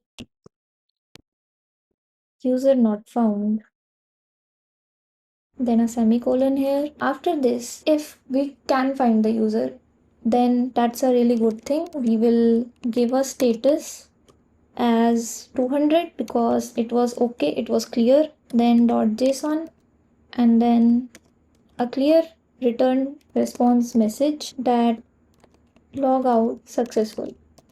And then we will write a error which will be 500 for internal server errors. So the message will be internal server error, and it's an error, so I will write error here. So we are done with this API also. Here a semicolon will come, and then save this file. Now we need to export this constant also. Write logout user here, and then the route file I will go and paste this line and write logout here. And this is also going to be a post, because we are again creating some data on the website, because we are logging out from there. So the website will be terminating the session they gave us at the time of login. Now here I will write logout user and then save it. Also, when you save it, here you can see that we have got logout user by itself. And yes, I think we are good to go to check it on Postman. So I will go on to Postman, and then we'll make a new request named as logout. Then it is going to be a post method. I will copy the URL from here, and I will name it as logout. After that, we will give the headers, which are going to be the content type, that is application slash JSON. And in the body, we are going to choose raw, which will be in JSON. And then we will give the email, which is shivani@gmail.com. So we have logged in here, and now I'm gonna log out from the same email. So let's save it and then send. You can see that we got an 200 OK here, which says that logout was successful. And this is how our authentication APIs are made. So this was the most basic way of making these authentication APIs. Now I will just commit on GitHub. So I will save all the files and write a message named as feature add auth APIs, which were register, login, and logout. Okay, so we can commit now.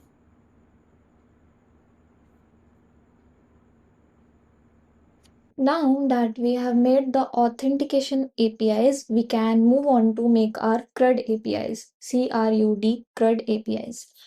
we will make a new model file for posts, which we will name as post.model.js. Now, one thing is that we need to go on to this diagram where we made the users and the post models. So we are gonna look at this table or this diagram, and then we will make the post model file.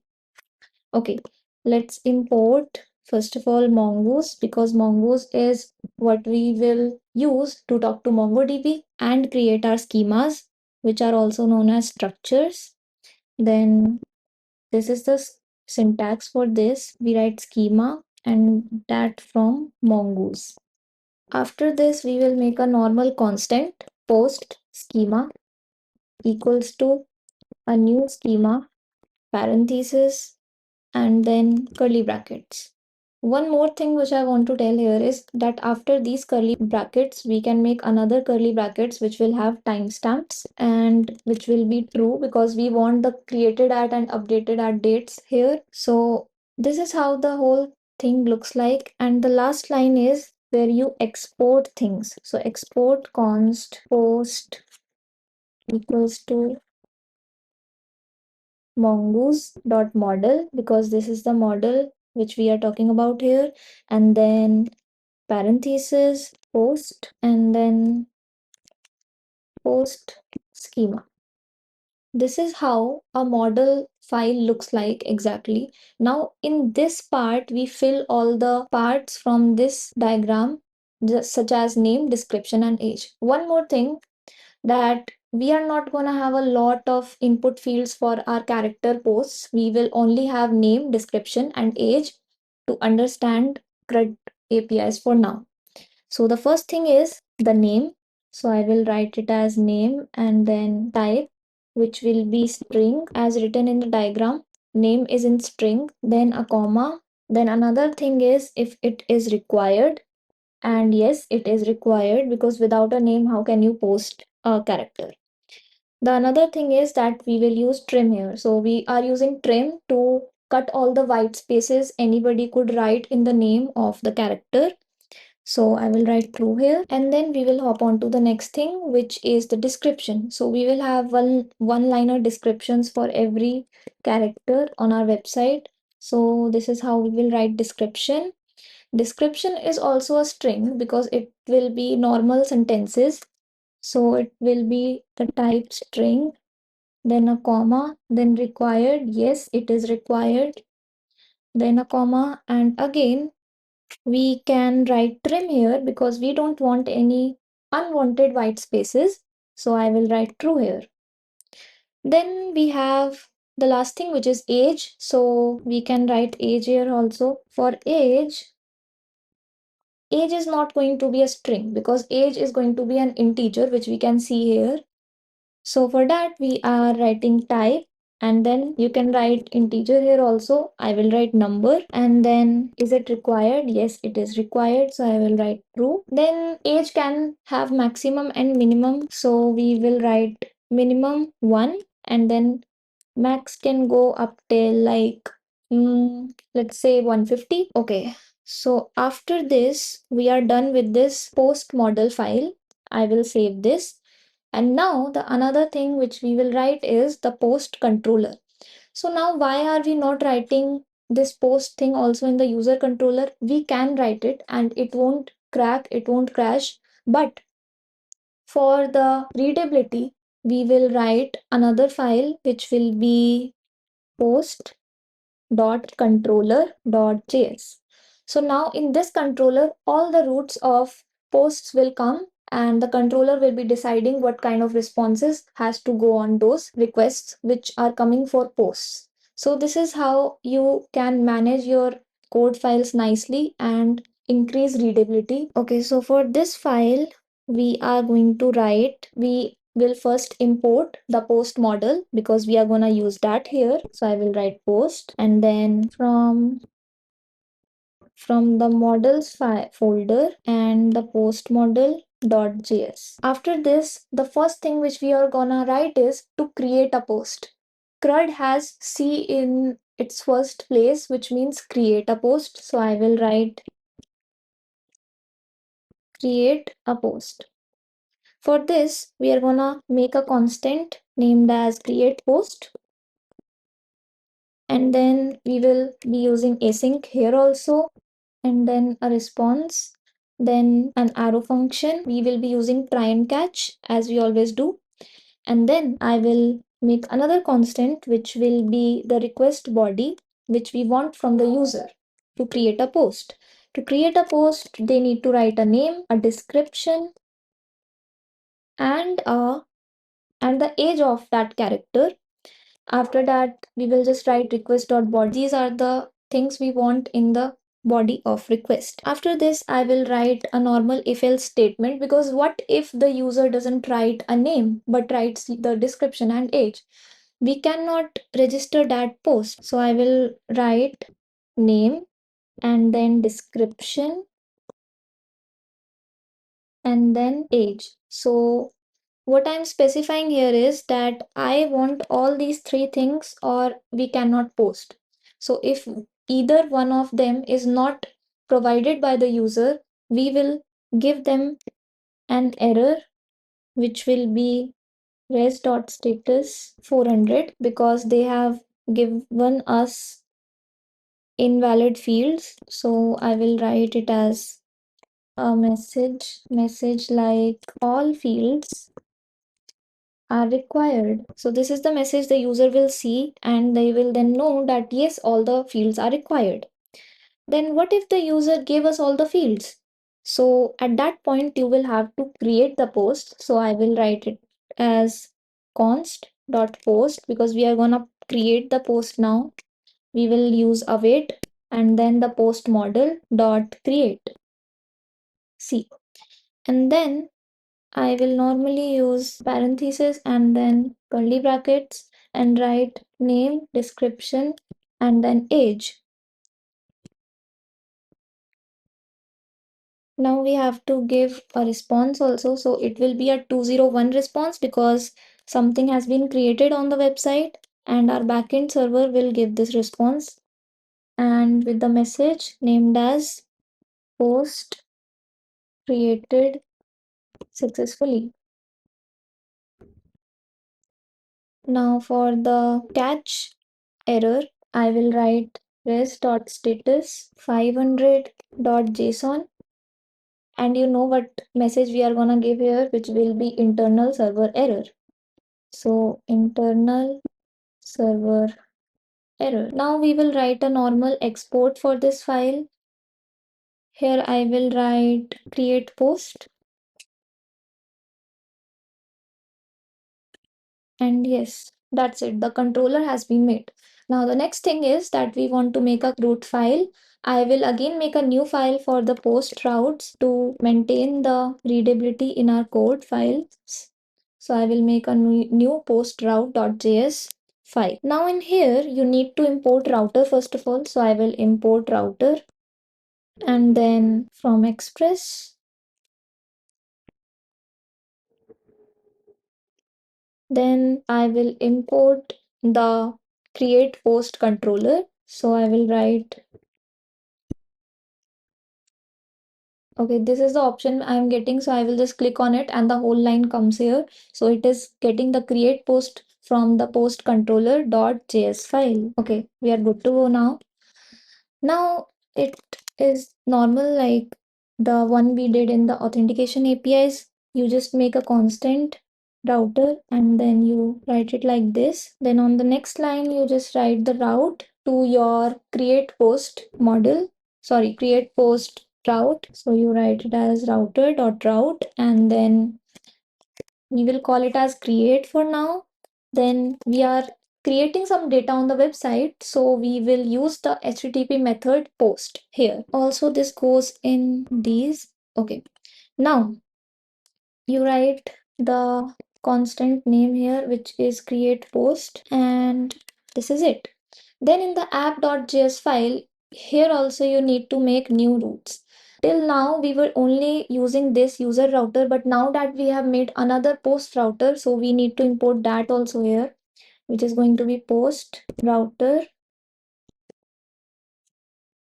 from .routes folder from post route.js, and then I will declare the root also here as app.use, and then it will be the same API v1. Now here in the place of users, I will write posts, and yes, it is named as post router, so I will name it as post router. Now I think we are good to go to test this API of creating a post on our website on Postman.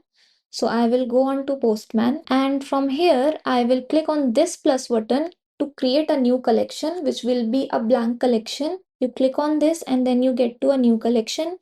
We will name it as CRUD because we are making the CRUD APIs in this. Then I will click on this plus button and then I will get to a new request.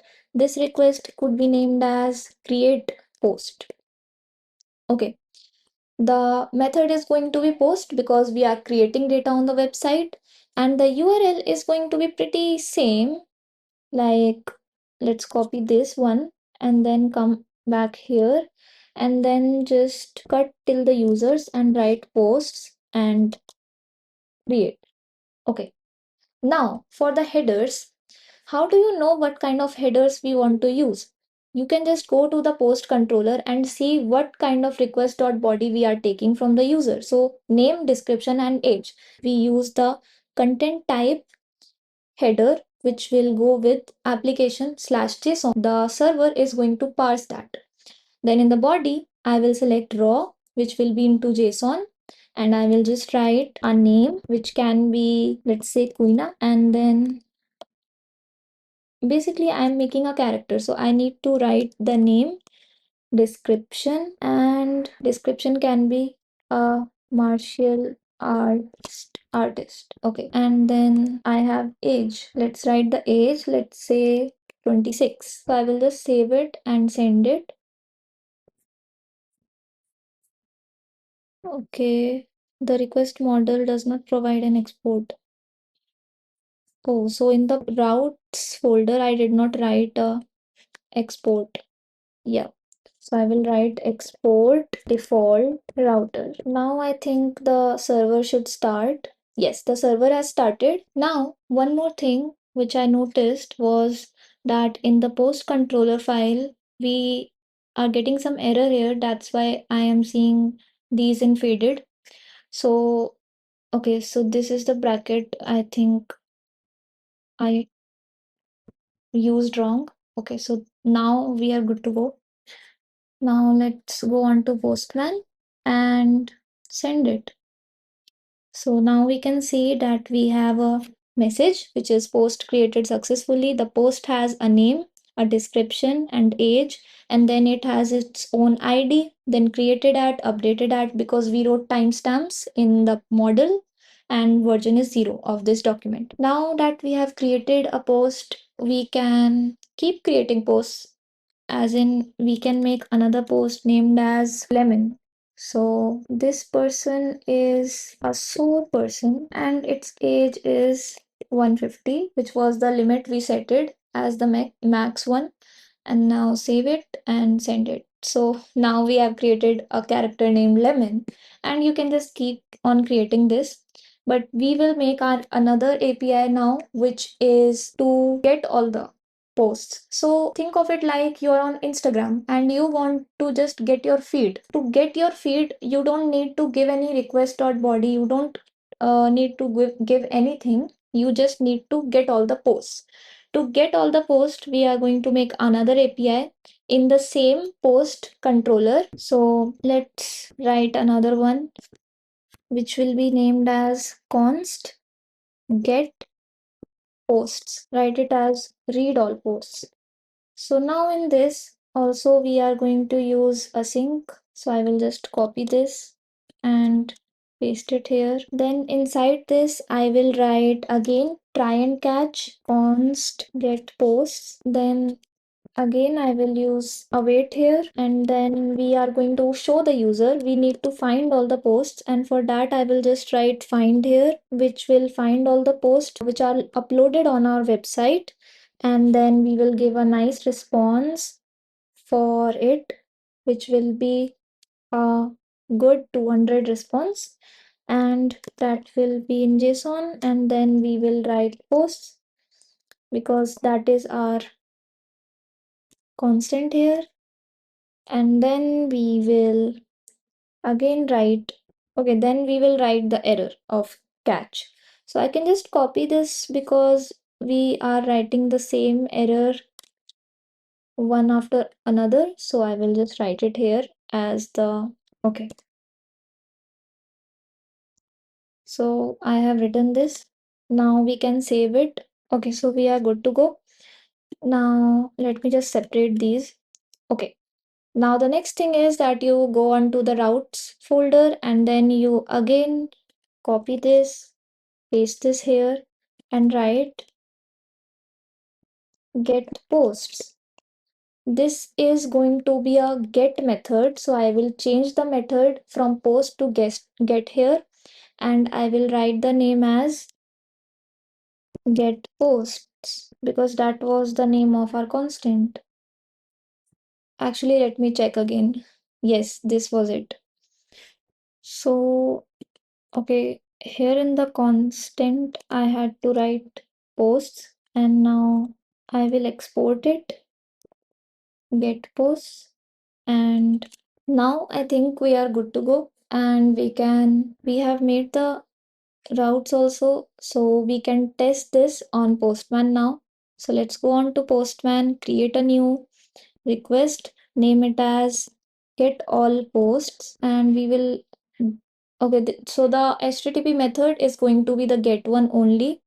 Now I will just use this one, and then in the place of create, we will write the one we wrote in our code, which is in the roots folder, get posts. So I am going to write this. Let's copy it and write this here. Now, what about the headers? So headers are used when you are, like, if you are using the app content type header, which is to parse into JSON, but we are not giving any data. So no data has to be parsed. So we are not going to use a header here.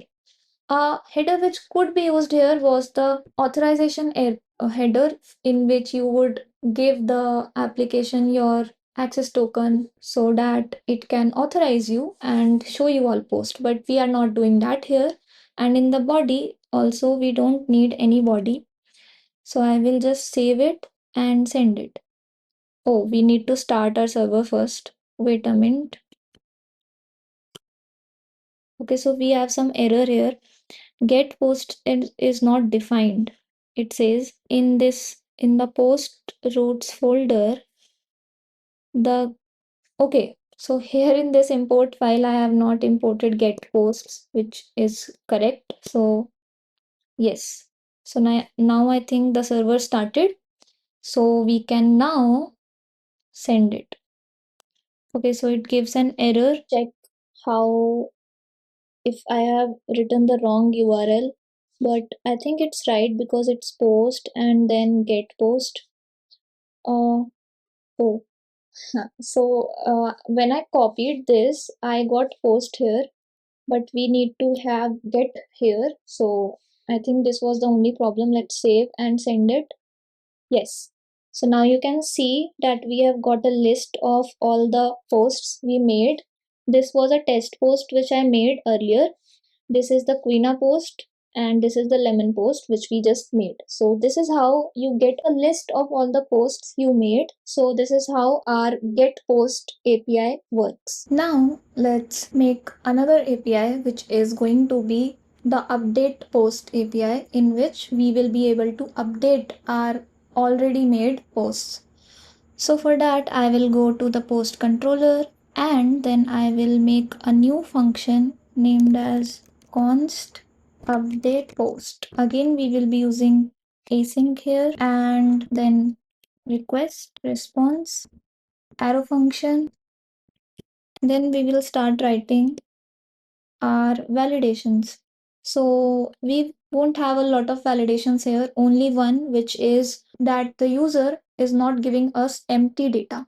So for that, I'm going to write, first of all, let's write, this is the basic validation for to check if the body is empty, because we don't want the user to give us empty bodies and then our API is handling them. So this is the most basic validation we'll be writing here. So a if statement and then object dot keys. So what actually is this object dot keys? Now let's write a bit here also that this is for our request dot body. Now what does this do? So our request dot body is a string, and let's see here how this works. So basically what is happening is that this kind of, like, see, if we have three input fields: name, description, and age. So the name was anything, let's say it is X, and then the description is Y, and then the age is Z. So this is the string we have. Now the thing happening is here that we want to calculate the length of this thing. If the length is 0, that means the given data from the user is 0, and which is equal to empty, which we won't be going ahead with. So this is the kind of string data we are having in request.body. Object.keys is something which converts this thing into an array of keys. So it takes out the keys from this string. Keys are, this is the key and this X is its value. So these are key value pairs. So we will just get the keys from here, like name, description, and age. So these are only the keys. Now these will be counted as fields. So this is field number 1, 2, and 3. And if the field number, the field length is equal to 0, that means that our given body is empty, and we will give an error message that you need to give all these things to update your post. Now I will write here dot length, which is equals to 0. So if it is equal to 0, that means we will give an return response status, which will be a 400, because the data was not provided which we need. So the message will be no data provided for update. So this is the kind of message we can write here, and then semicolons here. Also, one thing which you must be thinking here is that why can't we just keep the request.body and let this string be calculated? So the thing here is that if you know in JavaScript, if we get this kind of curly braces which are empty, it is known as truthy values, which is not reliable, because if this comes as a truthy value, you won't be getting a good response which will be empty, which we want here. So that's why we don't use this, because JavaScript behaves differently with the strings and arrays, and that's why this thing is called as truthy value. So we won't be using this. Okay, now the next thing is that what if the user gave us the values? So for that, we will be updating their post. And for that, I will write here const post equals to await, and then the big post, which is our post model. And we will find the post. We need to find the post to update it. So to find the post, we need to write find by ID and then update it. Here also we need to write and update, and then the usual will come, request dot parents. This is also a new thing here, because the ID of the post will be taken out from the parameter URL from where you created the post. So we will be seeing this thing in Postman just after some time. So yes, and then request dot body. And then there is also a new thing, which is new equals to true. So now that we have updated the post, we need the new post which will have the new values, and I will put it as true because we need the new one, the new post which has been updated. Now also another if else statement here should be that what if we couldn't find the post? So for that I will write if we couldn't find the post, we will return a response as res.status, which will be 404 because it was not found. And .json parenthesis, and then we will give a normal message as post not found and then semicolon here. After that, if our post was created, we found the post and we updated it. So now we need to give a 200 response, which will be that yes, your post was updated. So I will write it as JSON and then parenthesis, curly brackets, and the message will be post updated successfully. And this is a post, so I will write post here. And yes, we are done with this. Now the next and last thing is that we will catch an error here. So for that, I can just copy the above error because this always stays the same. I will copy this and paste it over here. Okay. Now we can write that post couldn't be updated also, but we can just write internal server error because it is on the server's fault.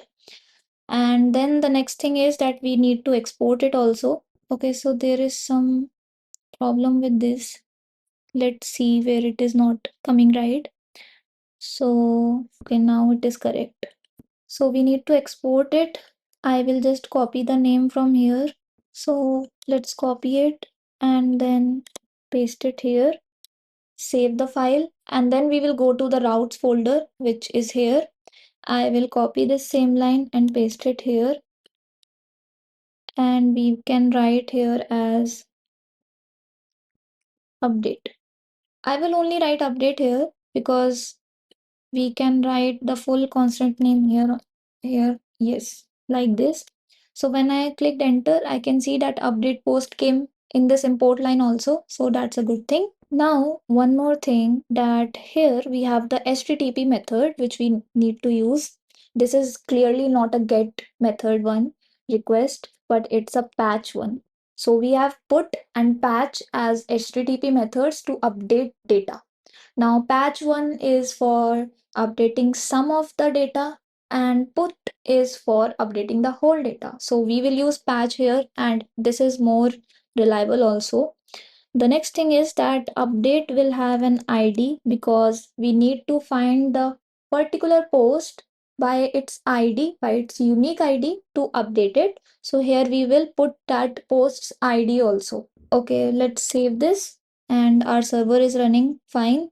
And then we will go to postman. We will create a new request named as update post. Then I can just copy the URL, like we can go for this. And then in the place of create, I will write update because we have update here. And then update, we have an ID here. So ID will come like this. But the ID shouldn't be written like this. We need to really get the unique ID here and put it here. So when we created the post of this lemon one, we got an unique ID here. So I will just copy this and then go here, and then in the place of ID, I will put it. Then I will change this method to patch because we are updating just some of the data. And then I can go into the headers.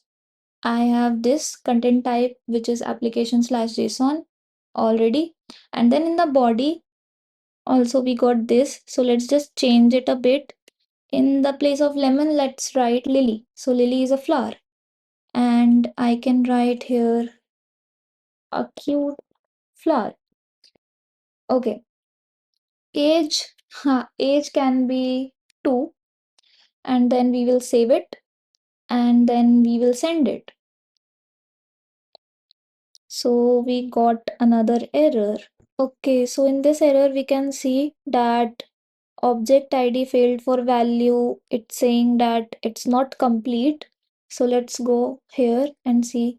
Okay, so I did not copy it fully. This 6 was left. So let's copy it again and copy it, and then go into here and again write it. So now I have it full 6 here also. Now again save it and send it.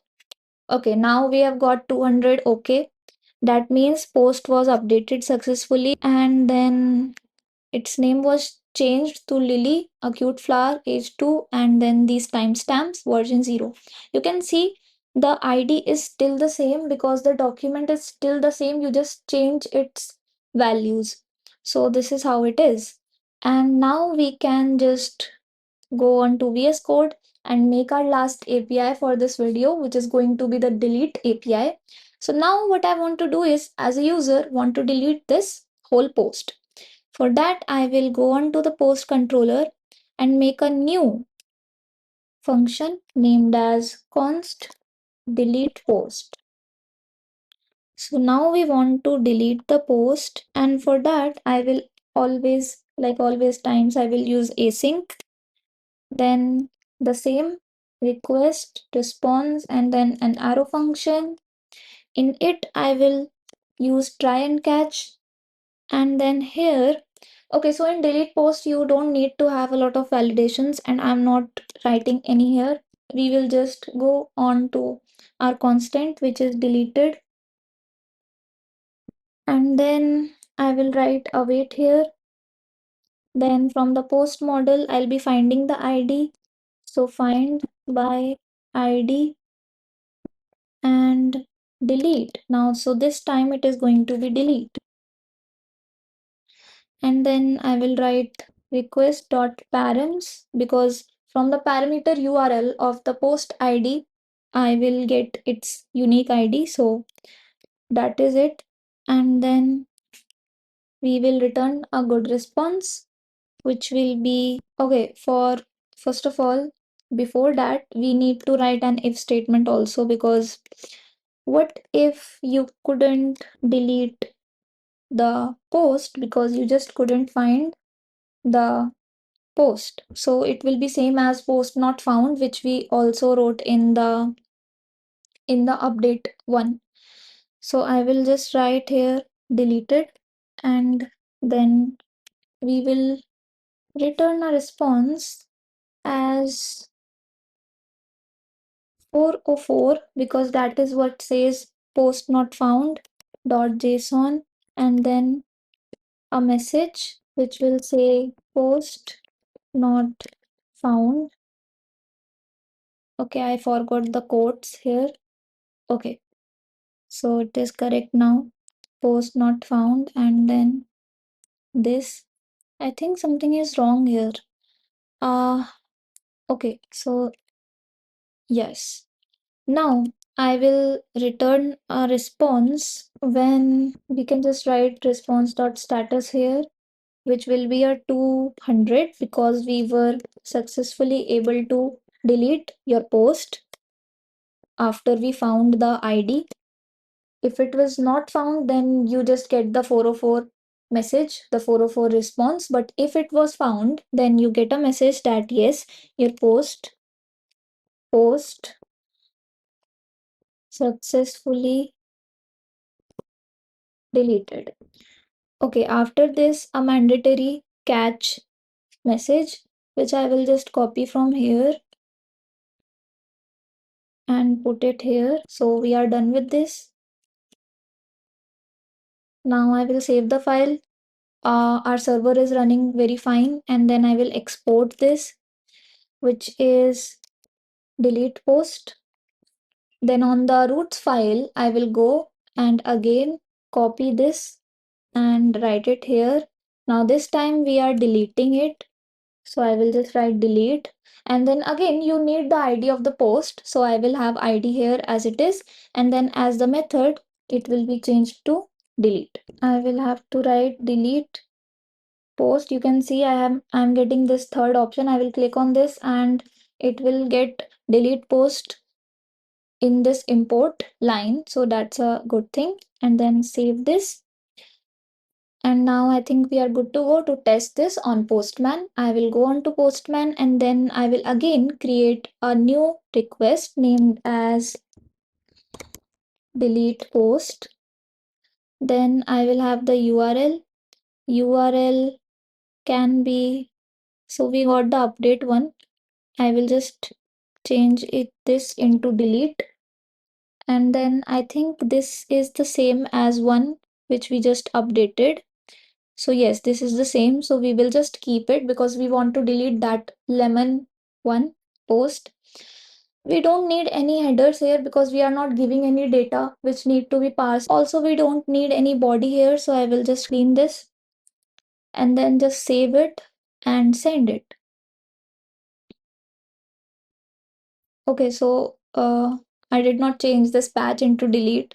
So let's change this into delete and then save it again and send it. So now you can see we got a 200 OK with a message post successfully deleted. So by now we have made 4 APIs which were create post, get all post, update post and delete post, and the another one were authentication APIs which were register, login and logout. Now we can just go on VS Code and we can push this all good code on GitHub. So I will just write here that we also added some more features which were add CRUD. Okay, let's write it as like add CRUD APIs. So this is it. I will commit it and then sync changes. So yes, that was a wrap. And in this video, I hope that you guys got a basic understanding of what and how a backend looks like and works.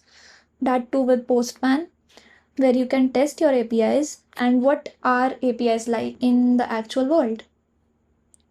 Now, you can tinker with this and you can expand it very much. You can have a lot of validations, you can have indexes, you can generate tokens, and you can do a lot of things.